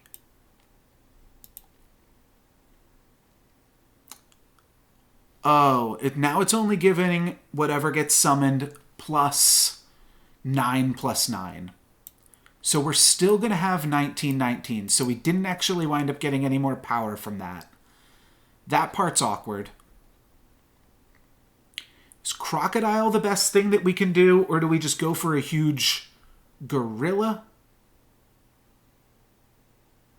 We can go like gorilla plus give it garlic armor, and then it gets a coconut shield.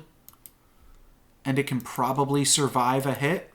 Though people put big stuff in the front. Maybe we'd have to put it here.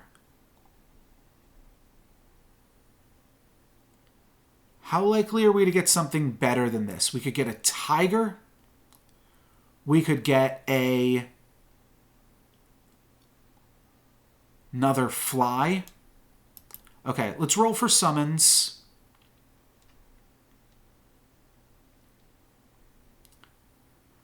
We also have the option to melon the turkey. That is not bad either.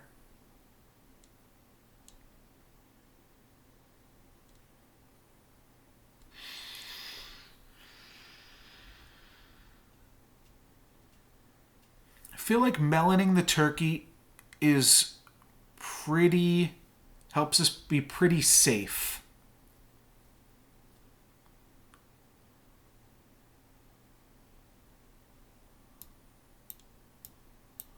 So maybe now I just do something like buy the rhino. And I could even melon armor the rhino, actually. Sure. Okay. At the very least, now we get a sticker in our sticker book for the turkey. So that's fun. And hopefully this is my first Super Auto Pets win from the blatant underdoggies. Let's see. Rhino's not going to get a kill here. That's asking way too much. But the mosquito is going to come in. And we've got some nice big mosquitoes here. Now, can the chicks get it done? That is the question. Looks tough. Looks tough. Looks like we are going to lose. But you know what? 9 wins, a 17-turn game. Not the worst thing in the world. We'll get some points from that. And we're still learning. We got one more sticker in our sticker book. I guess that's kind of the idea, but we also want to get ribbons on everything. That is also the goal of the game. So I'll play one more here and see what we can make happen.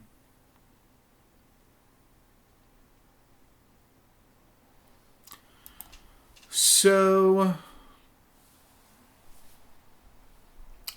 I think I'll just buy a cricket, roll, buy a fish, and a cricket. Cool. And shiny is nice. Shiny parts. Might want to avoid avoid parts. Let's just go. This is probably the most wholesome of all of the options here. Miffed aunties. What did you say about my son? Okay, some decent synergies. We're gonna walk out of this one. Oh, with a win. Oh, nice. Okay, getting that first crown is, again, super important. We got like 4 ties last time, which is always a little bit annoying.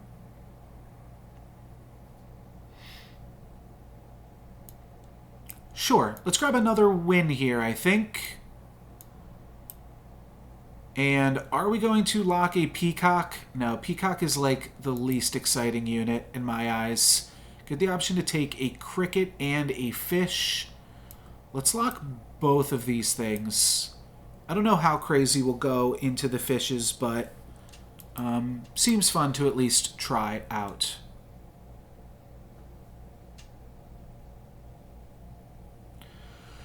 Have to imagine that we win this one.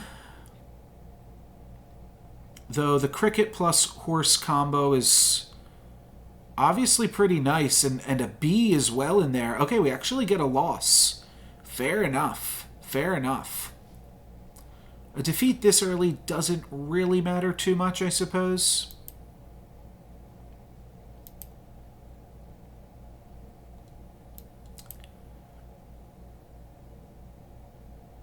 Okay, so now we get to upgrade this cricket. And this will give us a tier 3 unit.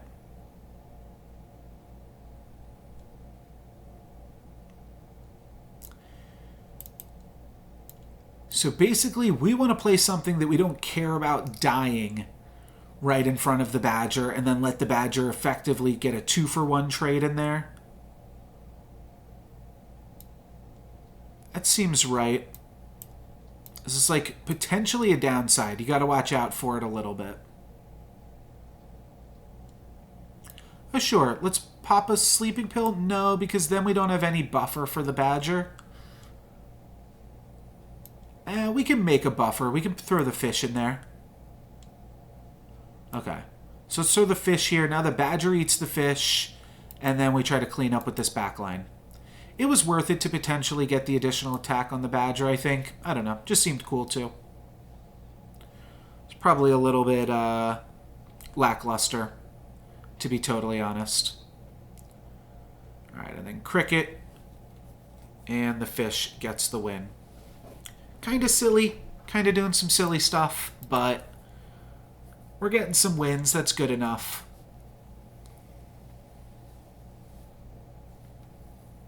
Probably just want, like, more fish. I don't know. Seems a little bit awkward.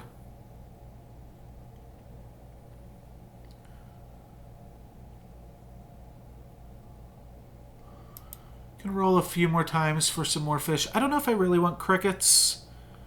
The horses are obviously good.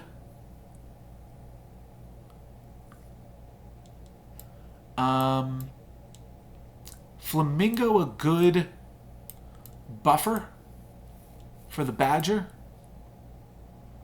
because it's something that's going to die anyways. And I'll roll for more fish again.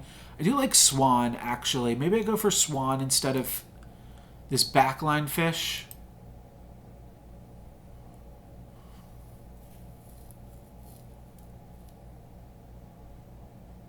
Hedgehog kind of cute.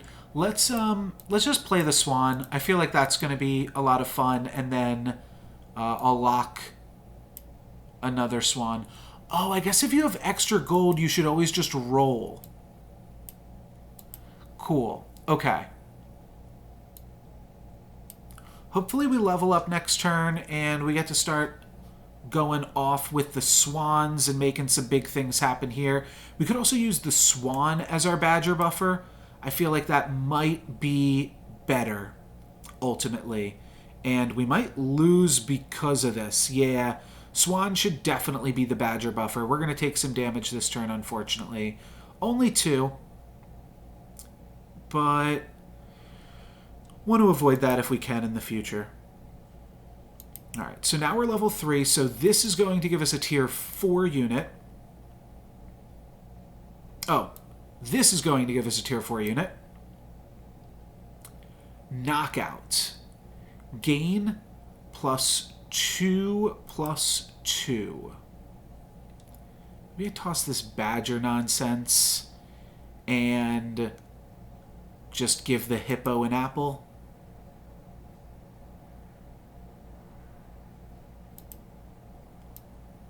That seems like it's probably worth it. Let's sell this.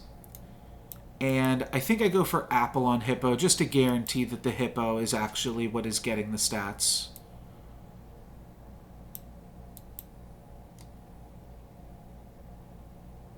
Sure. I think that's a little bit better than the salad bowl in this scenario. Alright, our flamingo dies, but the hippo gets to keep munching, and that's pretty nice. And then the cricket trades with their swan, and the fish gets to take down the ox, and we survive with our swan. You don't even have to have the swan survive, but it's nice if it does, so that way you get that victory in the end. And now we've got some extra cash to work with. Could move into dog territory once more. I don't hate that idea. I think I'm kind of over the idea of the fish.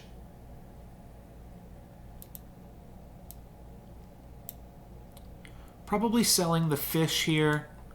It's awkward that we don't really have a cycle slot, but the dog did well for us last time, so I'm going to buy this doggy again.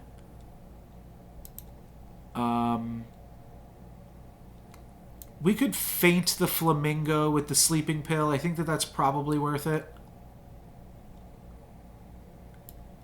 Just to give some stats to dog and hippo, because we need to open up this slot here anyways. And make use of it. Even if we're just grabbing another flamingo to throw in that same spot. I think that that does wind up ultimately benefiting us, because now the dog can get some passive stats. Can we run it again? Well, we kind of can. There's also giraffe, which I really like the giraffe for the scaling. I kind of like the turtle plus the sleeping pill. That worked out really well for us last time. What's up, Kalari? I'm just trying out super auto pets for the first time here. Could also just sell this flamingo and rip the sleeping pill on the turtle right this second.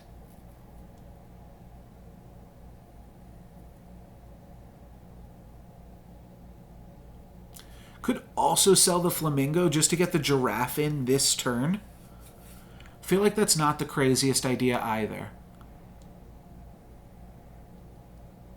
Because the cricket sells for 2. So if we sell the cricket and the flamingo, that's 7. That's enough to buy both of these in sleeping pill. All right, let's go for it. Sell this and this. Let's grab the turtle. Let's grab the giraffe. And I think I'm going to go all in on the hippo for right now. So let's feint the turtle. Now, hippo's got permanent melon armor. And can do some nice things to start off the combat. We, I think, have a strong enough board here with a 7/10 melon armor. And we're gaining passive income from the swan. So overall, this seems powerful to me. Hippo's going to get in and trade and survive, and then it gets to trade with the cricket as well. But unfortunately, we are going to lose this one and take 3. So, a little bit awkward, We can afford to lose one more battle, though, and it's good to get the losses in early. Do I grab another turtle just as a spec buy? I think so. We are level 4, so we could potentially look at, like, some level 4 units. I don't know what swallow means, but I feel like it works well with the turtle.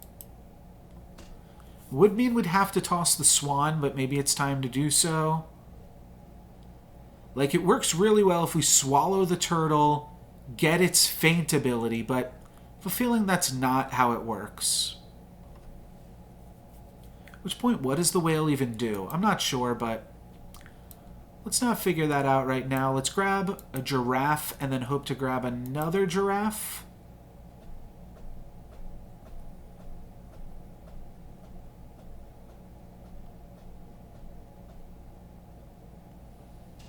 Some interesting combo units here now, too.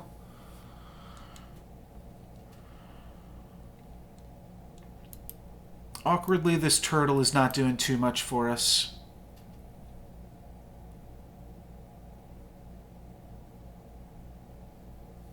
Turtle works good with the parrot because it gives the melon armor to the parrot, and then the parrot would give the melon armor to the dog. Is it worth getting out of Swan? If we do, we're like rolling 2 more times, so maybe let's roll 2 more times first. Try to find Giraffe. Alright, let's just roll with this for a second. We still have 1 more loss that we can take.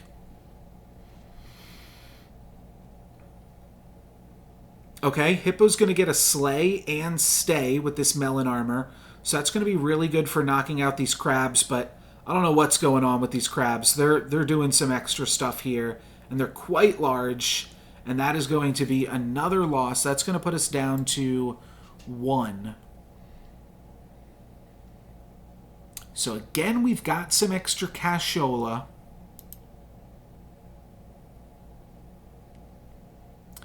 But we're not doing super hot. Okay, a hippo is interesting. A hippo triple would be really good, I think, as well. Okay, giraffe is great. That's going to give us a shark.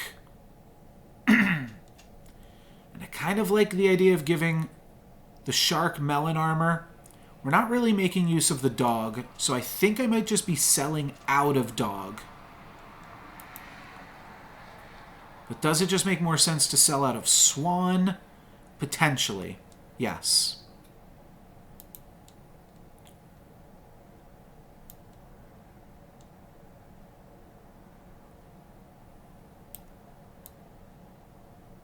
And I think I can roll 1 more time because I think I can sell this dog and buy something else that's potentially a little bit better.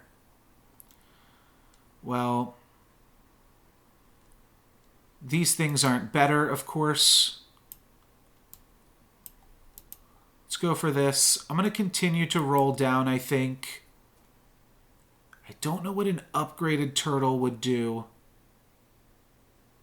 but I'm not that excited for it.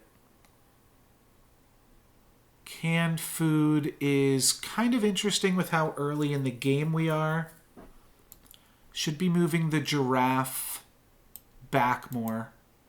But I think we're dead here. I don't feel like we've gotten powerful enough.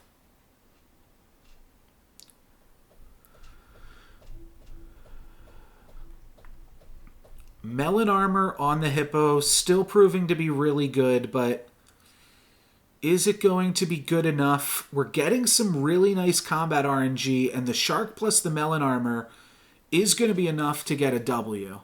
So that's nice, but 4 crowns, it feels like we are definitely lagging a little bit behind of last game. We do find another copy of Shark, so I'm into that.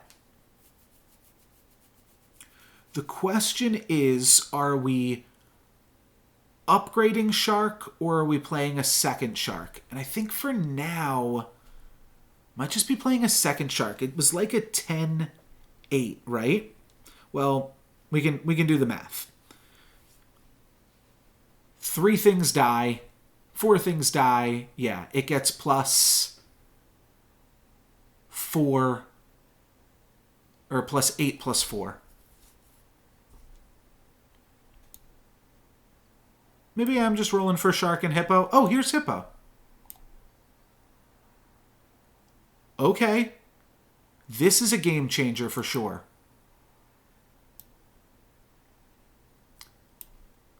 Because fly is really good with shark. Do you think you're better off alone? Dun, dun, dun, dun.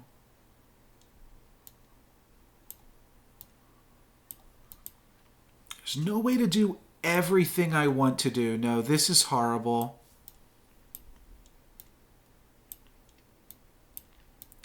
We really need to eat this turtle.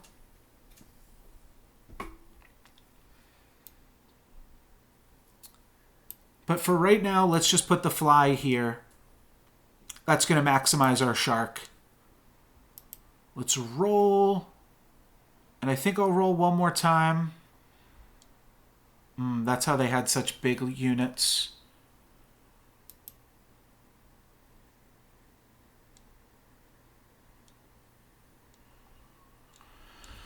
Okay, that's fine. Next turn we're rolling for shop and we're rolling for pill on shark. Unfortunately, yeah, we're not making full use of our giraffe. But I think this is our best play here, is to just not make full use of the giraffe. Might even sell the giraffe next turn. But we're definitely all in on the shark right now. Okay. Shark getting to grow a little bit. Hippo doing some work in this combat, but will wind up dying. And then the flies will also get some work done. And shark getting to munch at the end here. And that is trophy number 5. So we're halfway through. Rhino's cute. Cupcake doesn't do enough right here. Let's roll for shark being our biggest hit. Level 3 giraffe. Well, giraffe is the unit that I feel like we're going to sell next. But we do get to sleeping pill the turtle here. So that's nice. And that actually gave us a zombie fly. So that was free.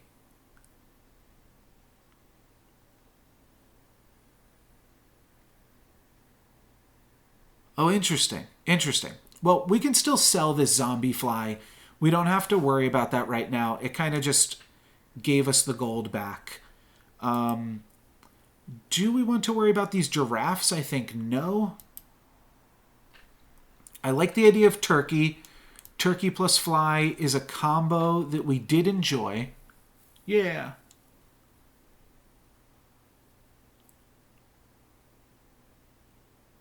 The only problem with turkey plus fly is how do you get everything in? Because I don't think fly triggers fly. However, we don't need to worry about that this turn.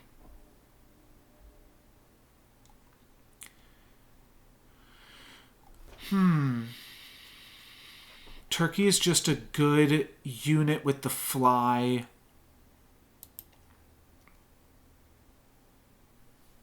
I did appreciate that last turn.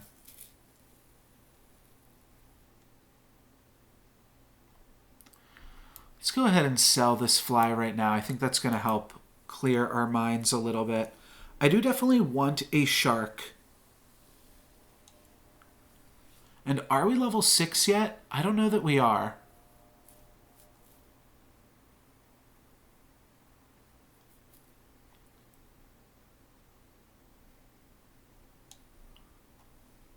Let's roll.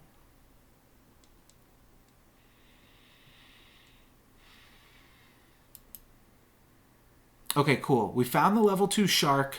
That is really cool. So that's just going to give us big shark energy here. Mammoth doesn't seem that impressive to me. Which is awkward because we do kind of want to buy something right now.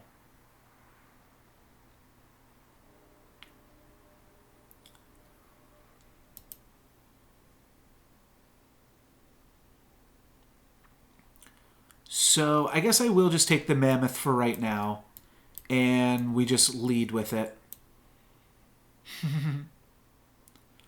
Okay. We'll figure it out. We did give the mammoth +1/+1, though. I don't think that's relevant. Main thing is we want We want 3 things in front of the shark so that the shark can eat all 3 flies and be reasonably strong. Giraffe going to trade? No, giraffe doesn't trade with the fish. But the shark is somewhat nice. Unfortunately, we do lose.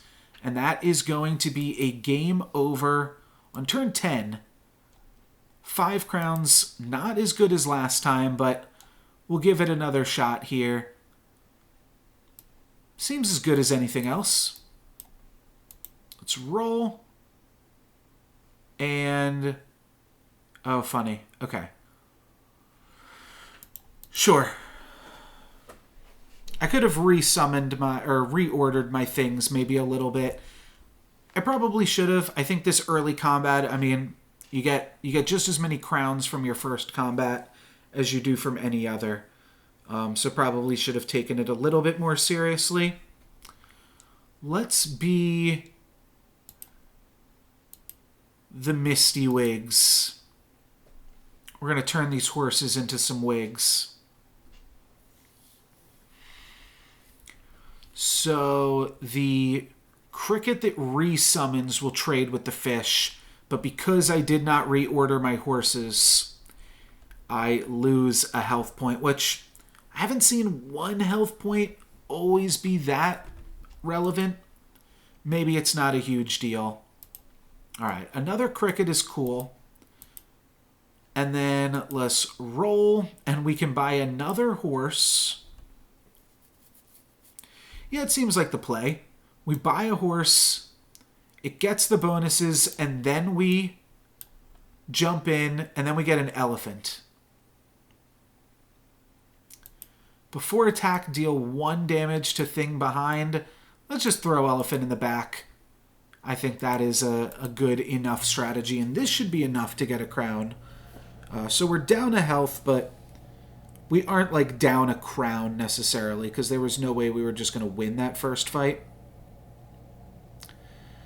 But the crickets are looking nice. They're going to get some nice trades in, and then the elephant's going to be able to clean up shop here in the end. Be funny to face against like your old self.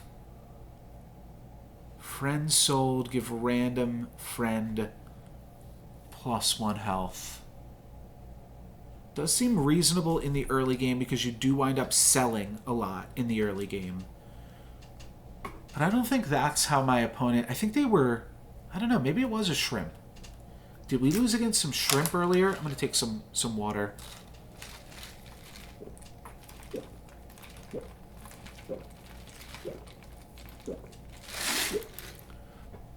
Let's roll. Okay, swan's cool. Sure.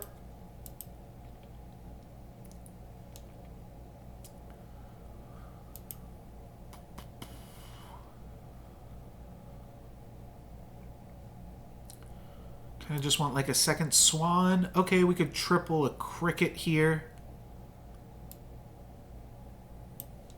So I think the best way to do this is to do this. I think we actually don't combine this turn. I think we wait to combine.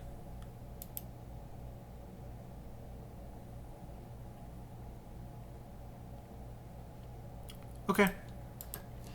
This seems pretty strong for this point in the game.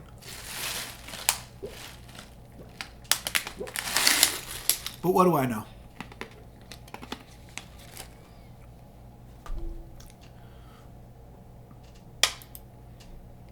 Crickets are trading 1 for 1. Pigs are trading 1 for 1. And then we lose to the beaver. No.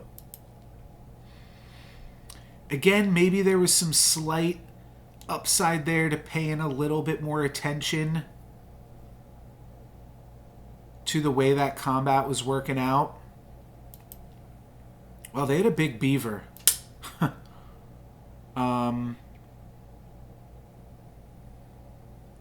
Kind of, I mean, the beaver's interesting. Things that care about selling in the early game do seem like they could be useful as you get into the late game. And I don't mind picking up a pair here either. Let's see what this triple gives us. It gives us a turtle with the ability to sleeping pill it.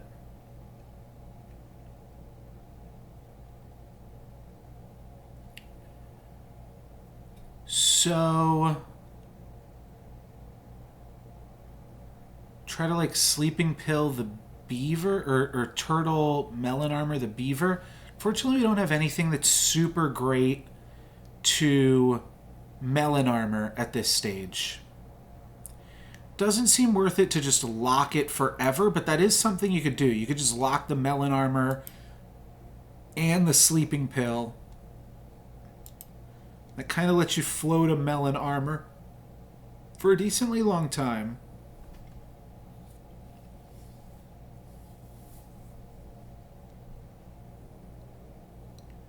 Maybe I will try doing something like that. And then, are we just buying the beavers so that we can potentially triple them in the future? I think that's the idea.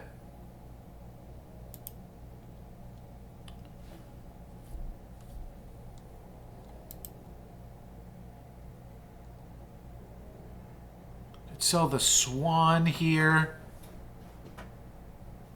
I don't want to start selling things just yet because we're not really going all in on the beaver right this second. Like, none of these things do we really want to keep around. Let's roll a little bit more. Okay, another swan, or another, yeah, swan is kind of cool. Hopefully we're strong enough for this turn.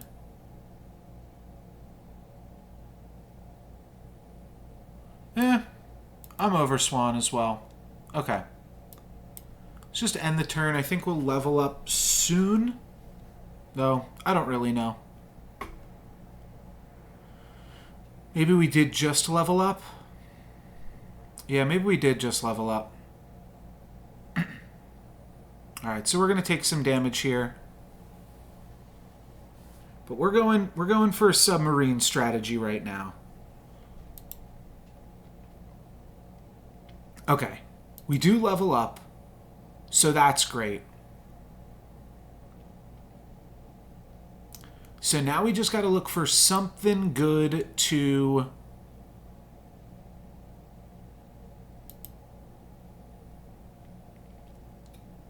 melon armor. And it might be a tier 4 unit. That might be the answer.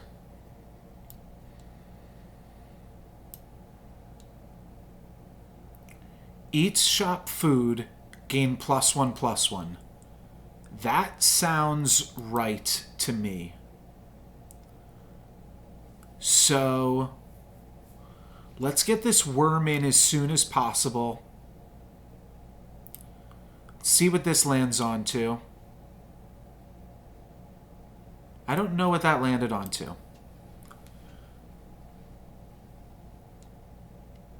If we sell, I think I want to sell.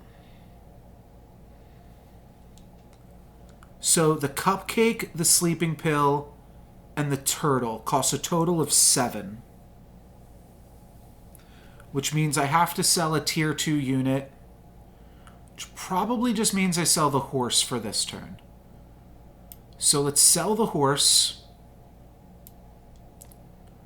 Let's turtle. Let's sleeping pill the turtle. And then let's cupcake the worm. And we're going to try to go all in on the worm as much as we can. Potentially with the beaver giving it more health as well. I think this is the plan.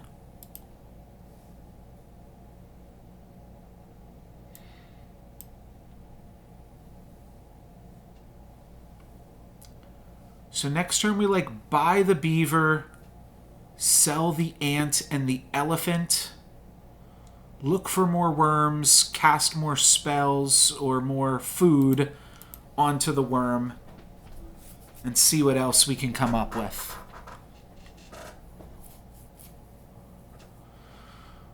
But the hope is that big worm is strong.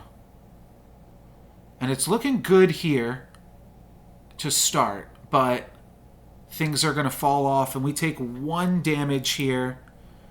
which is fine. It means that we can afford to... No, we took 3. Okay, so a loss just means you lose 3.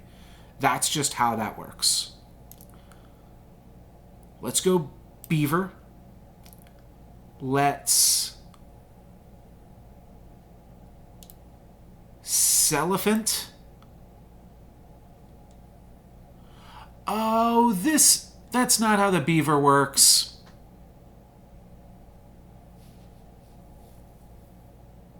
I was wondering why. I thought I just missed it last turn.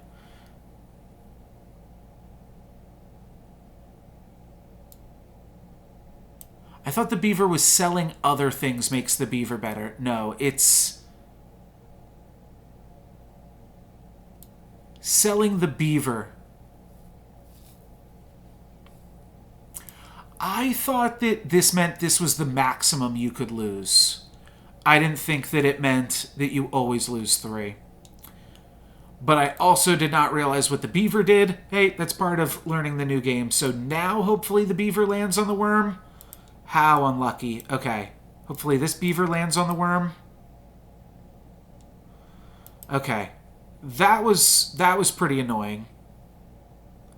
But let's at least give the worm... I don't even know if we can afford to do the cupcake now. Oh, we're like, yeah, just so far behind it feels like.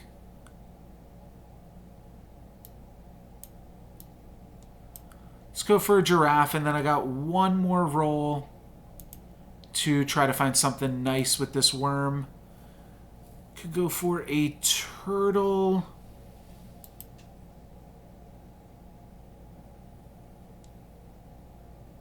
Again.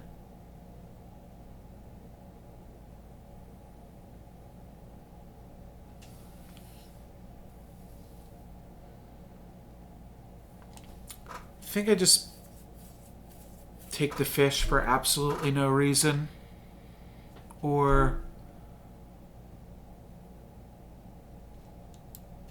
guess we do the dodo. That's not super impressive either. Maybe I just play the badger and hope to get lucky.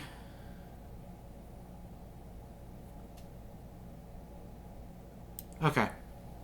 Maybe I'll do one more after this one as well, considering how much we screwed the pooch on this one. But we did have some interesting ideas.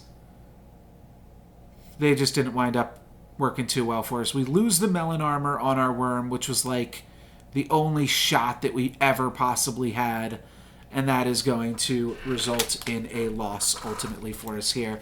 I'm going to play one more before I head to bed and end this stream. But this was fun, getting to figure out and learn a new game. Let's just go for this stuff here. When in doubt.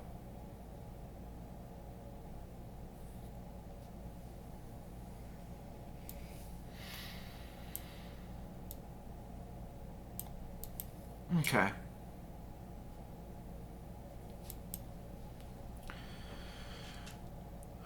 We are cartoony little organisms.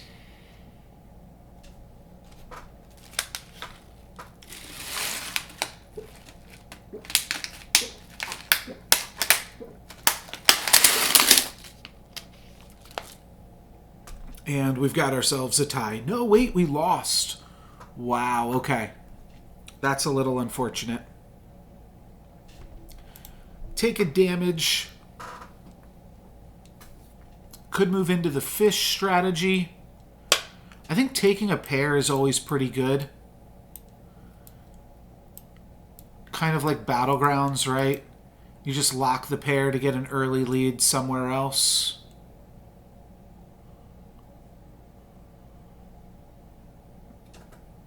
And then we should probably just combine the fish to start off right now. Maybe we'll take a piggy here too.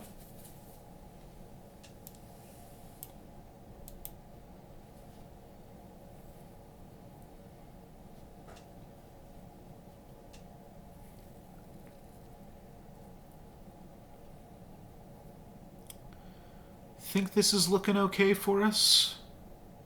Considering my opponent doesn't have that many units.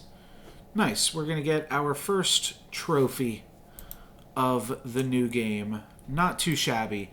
Now we're level 2, so yeah, now we want to pick up another fish or cricket and grab a level 3 unit and kind of jump ahead of the lobby in that capacity. Could also grab a swan for right now. I think that's probably fine. Alright, fish is really quite good here.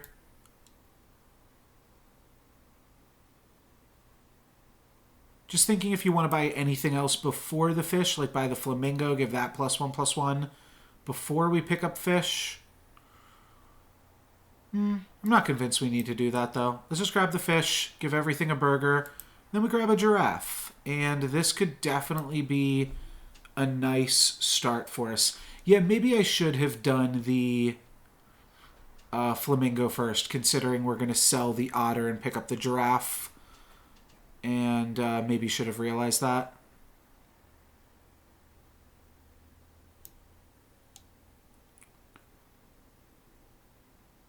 Though actually we look at how this shop is like winding up.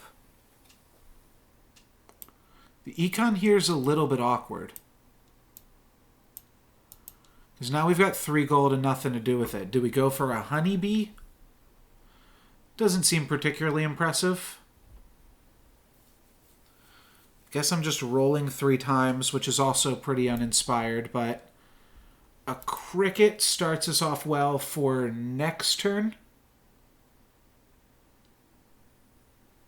Could also sell the fish, pick up the cricket, grab something and lock it. I feel like that uses our gold a little bit better this turn, but is that worthwhile? To lose a 4/5, I don't think so. I think you're just supposed to freeze, roll, copy health from the most healthy friend. It's kind of cute. Let's just continue to roll, though. And we'll just be happy enough with a cricket into another tier 3 unit. Okay. I feel like this is starting off decently strong.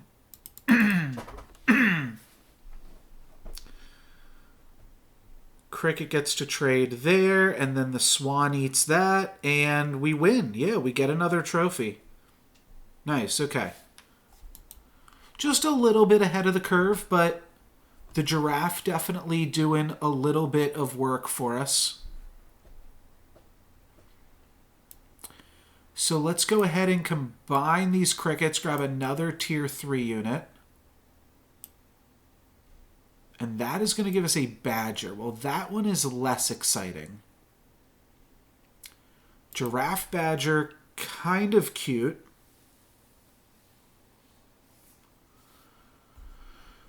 I could see giraffe badger being cute. I'm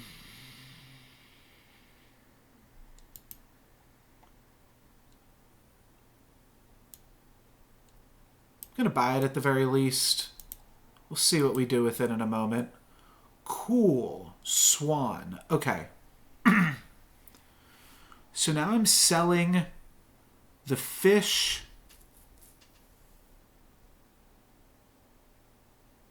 No, I'm not. I am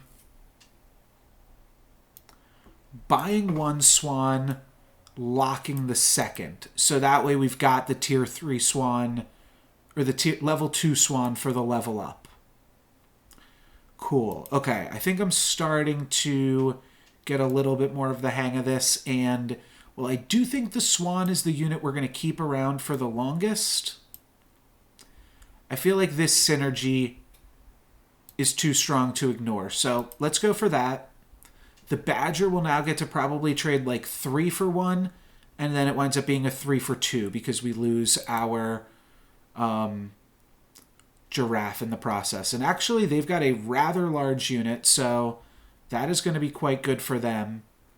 But how are we looking? We get a loss. Okay, fair enough. Honeybee on your last unit is kind of cute as well.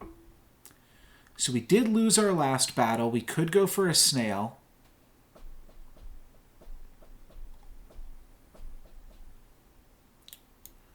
Start by swanning. Maybe we will snail this hippo now. I mean, I'm definitely over the badger. So let's get out of Badger Town. Then I think I also want to get out of Fish World here too.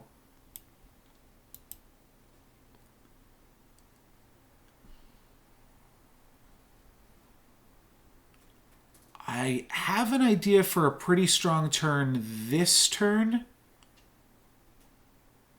Maybe I do just want to get rid of the hippet, or the cricket. I like the rabbit. And feel like we can do some decently big stuff with the rabbit this turn. Like sell the cricket.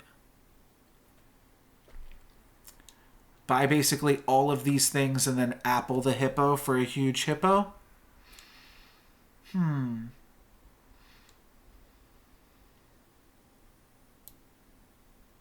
Definitely buying this. Kind of want to roll for another snail as well. At which point maybe I should ignore the rabbit. Yeah. Let's roll twice for additional snails. Giraffe also quite good. I'll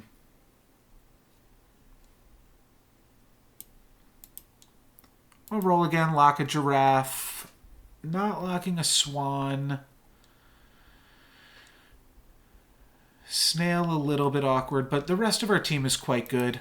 So I think this is going to be good. A very nice hippo here. I think will allow us to do some nice things. Yeah, the hippo gets to trade like 3 for 1, which is great. Giraffe trades and then just have to clean up this otter. And we're winning with a swan. Well, we lost our last combat, but we won this combat with a swan, which is like winning with a prized pig. We get to keep the wins flowing here. Looking for giraffe.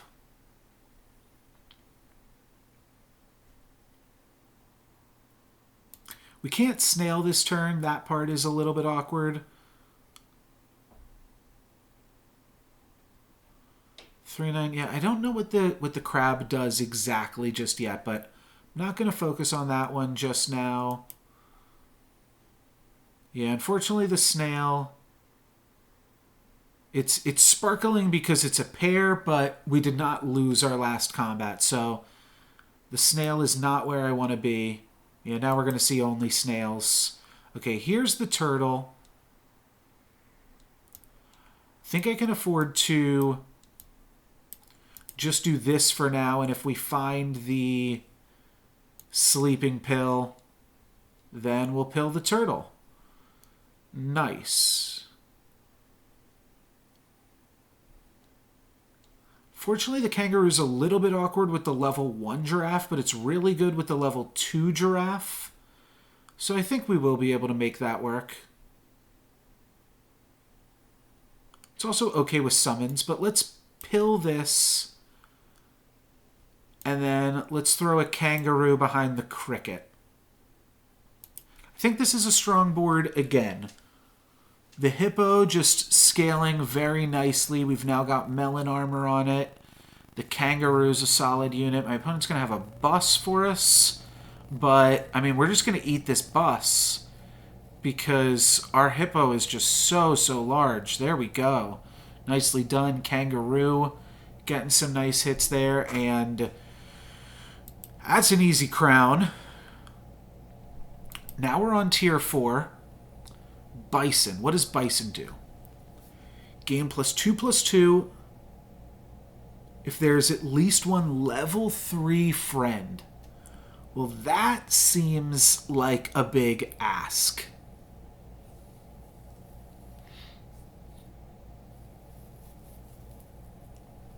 Canned food kind of cute with swan.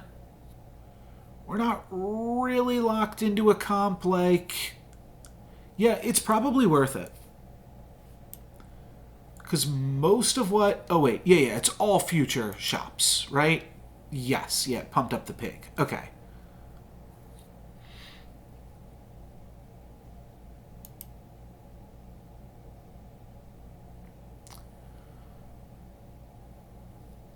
I want giraffes, especially. A giraffe is huge here if we can find that. I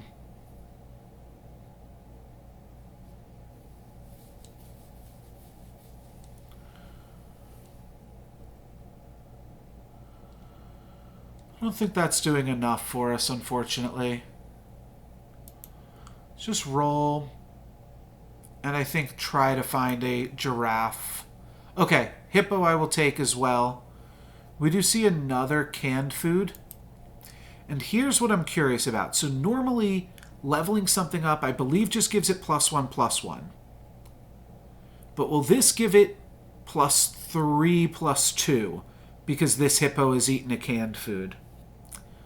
I don't think it will, but that was basically the science experiment I was doing here. No, it only gave it +1/+1. So that's a little bit disappointing, but let's roll, try to find a hippo, giraffe, or... That's probably it. We do have a pair. Pair of roosters is interesting. Another canned food could potentially be good. There's a lot of things in this game that don't get fancier, like canned food plus worm doesn't get too fancy, or canned food plus cat I don't think works either. Maybe that one does.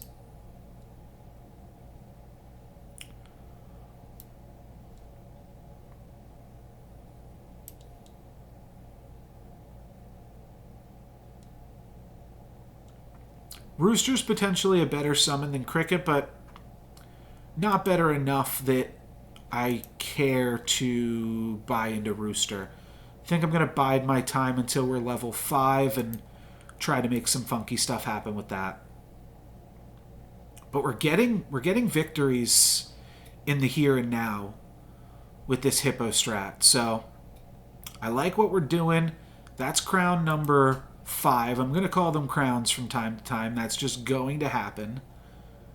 And we've got some nice cash. Could pick up some pigs. It's a big waste of gold, though, if we miss. Let's just roll. We find the hippo upgrade. That's not a waste of gold. We now grab a turkey. Also definitely not a waste of gold. I feel like that is one of the end game units that we do want to just try to play. So slot a turkey in here. Maybe we get rid of this cricket after some rolls. We could also throw the deer in here. And then we've got a 8/8 bus. It's not that much better. Let's roll. Okay, beaver and badger.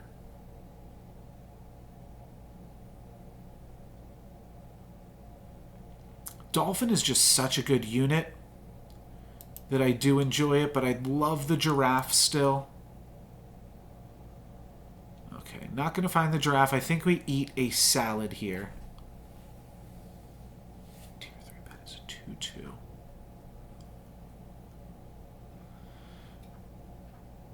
Yeah, let's just eat some salad.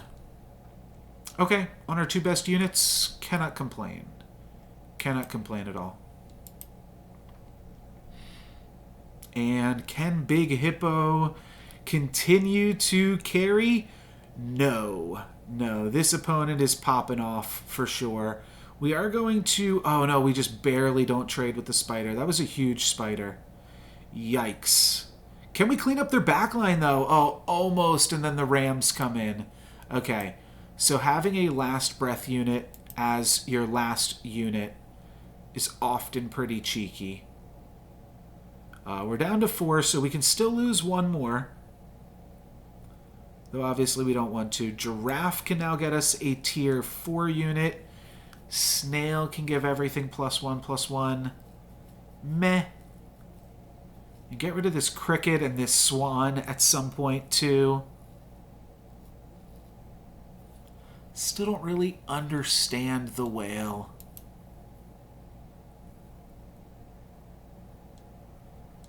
Considering the deer, also considering chocolate on turkey. Chocolate on cricket sounds a lot more appetizing. Oh, do we go chocolate on giraffe? That must be the play. Yeah, because this gives us a tier 6 unit, which gives us a leopard, which I think works out nicely with the turkey, giving it +3/+3, though that's a little underwhelming. We can kind of supplement that with the giraffe as well. So now the giraffe will knock it up to 16, and the giraffe actually needs to pump up something else as well. So let's roll, and now we find 2 more chocolate bars. That's pretty fantastic. We could sell the swan to level up the leopard, and I feel like that is worth it. At that point, are we locking the penguin? Probably. I don't know, is playing down a unit ever worth it? I think so. I think playing down a unit can be good. But this gives us econ. By hanging on to it, too. Alright, let's lock this stuff. And roll. And roll once more. And lock this chocolate bar, too. I don't know what we're doing with it yet. Maybe I'm not buying penguin now. No, I probably am buying penguin still.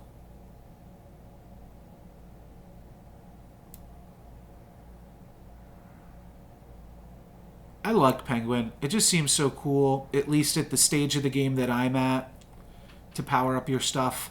I'm a little bit unimpressed by the turkey right now, but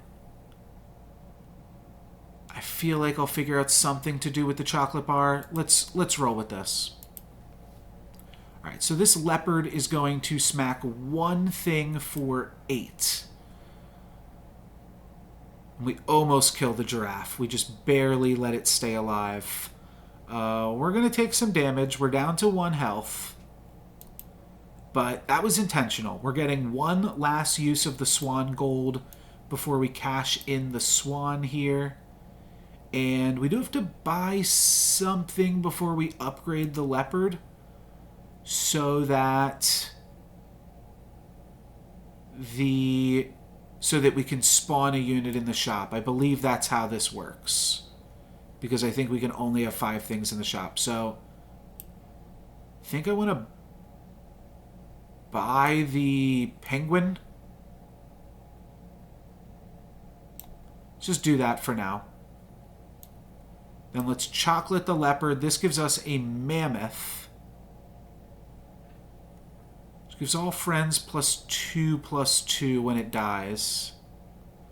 Kind of curious on the level 2 mammoth. I feel like that could be a lot of power.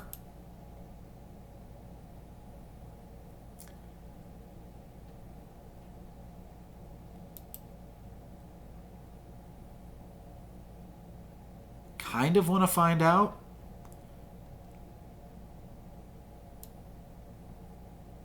Do we think we can get there? Yeah, possibly. Maybe I needed to sell the giraffe in order to make this feasible. Oh yeah, because now we're not going to have enough to purchase anything else. Well, let's just roll. We'd have to sell the penguin or the giraffe to buy the chocolate bar.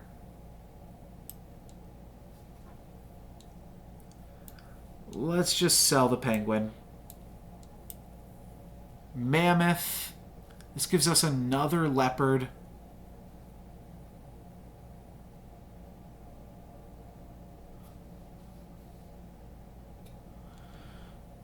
But +4/+4 to everything seems like it could be reasonable.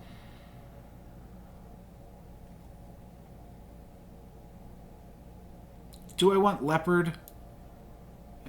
Probably not. I probably want penguin. Despite giving the penguin away, but that's all that we really could do. Hopefully this is just enough here. The hippo is going to lose its melon armor to the bus. But if we just have a really large hippo that can survive everything, it's enough to get a crown. So 6 crowns. We are approaching our record. Now we are tier 6. Crocodile, not a bad unit just to throw in the mix.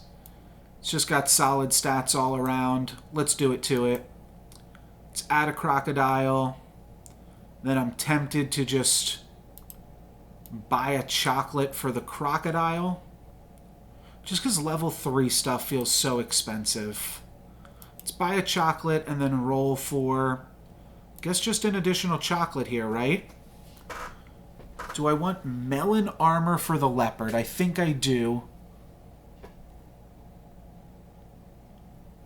Do I want the extra mammoth? I don't think so. Okie dokie. Let's run it. So leopard gets to fire 10 damage at 2 things. And then the croc gets to kill my opponent's last unit.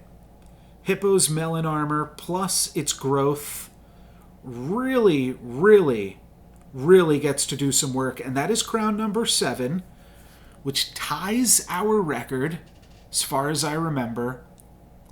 And I'm feeling decent about some of what is going on right now.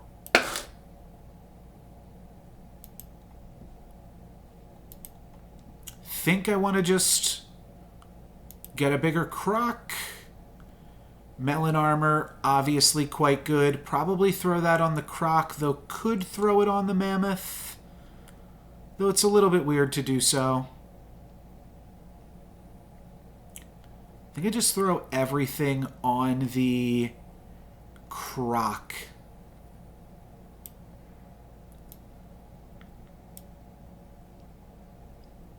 There's a lot of ways to pop melon armor, but it still seems really good to me.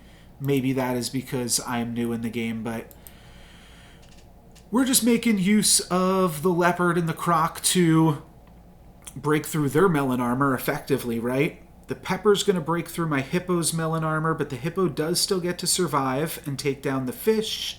The snake, don't know what that does, but it's not going to do enough, and we're going to get a tie. Don't mind a tie at this stage of the game if the other option is a loss. So I'd really like a croc or a choc. Before attack game +2/+2. Friendly ahead repeats their ability in battle as if they were level 1.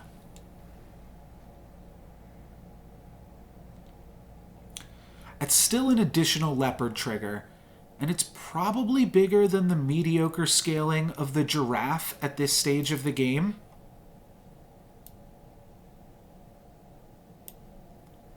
And then I think I'm just going to go sushi and salad, buy a tiger, and then grab 2 rolls and look for chocolate bars and crocs.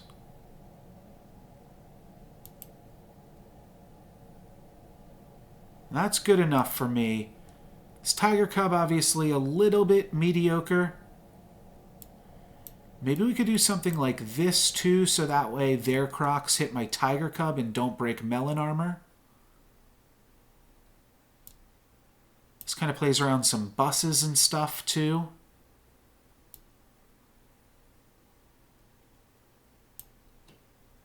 Sure. Wait, what's happening here? Okay. Oh, you can go like this. No, that's terrible. I hope I never do that. I'm sure I will by accident. I'm sure there's a way to turn that off in the settings as well. Make the game force you into only drag maneuvers.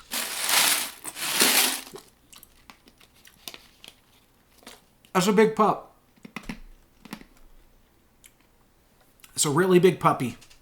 Luckily, we break its melon armor, but we also lose. And that is going to be game over turn 13. 7 trophies is, I believe, the best that we've done today. But we learned a new game, and that's always fun. And yeah, I'm definitely going to be playing this a little bit just off stream on my phone, figuring out what works and what doesn't. If you enjoyed the content, let me know, and maybe we can throw some more Super Auto Pets on the channel in the future. But that's going to be it for me. Thank you guys for watching. Anybody that is sticking around and lurking on the stream, I check out a bunch of different games, hoping to check out some more games. My main game right now is an auto battler called Storybook Brawl, but I upload at least one video to my YouTube channel every day as well. So if you want to see more about what I'm doing, you can find a link for that in the description below. And that is going to be it for this one. So thank you very much for watching. I'm NoLucksGiven. Peace.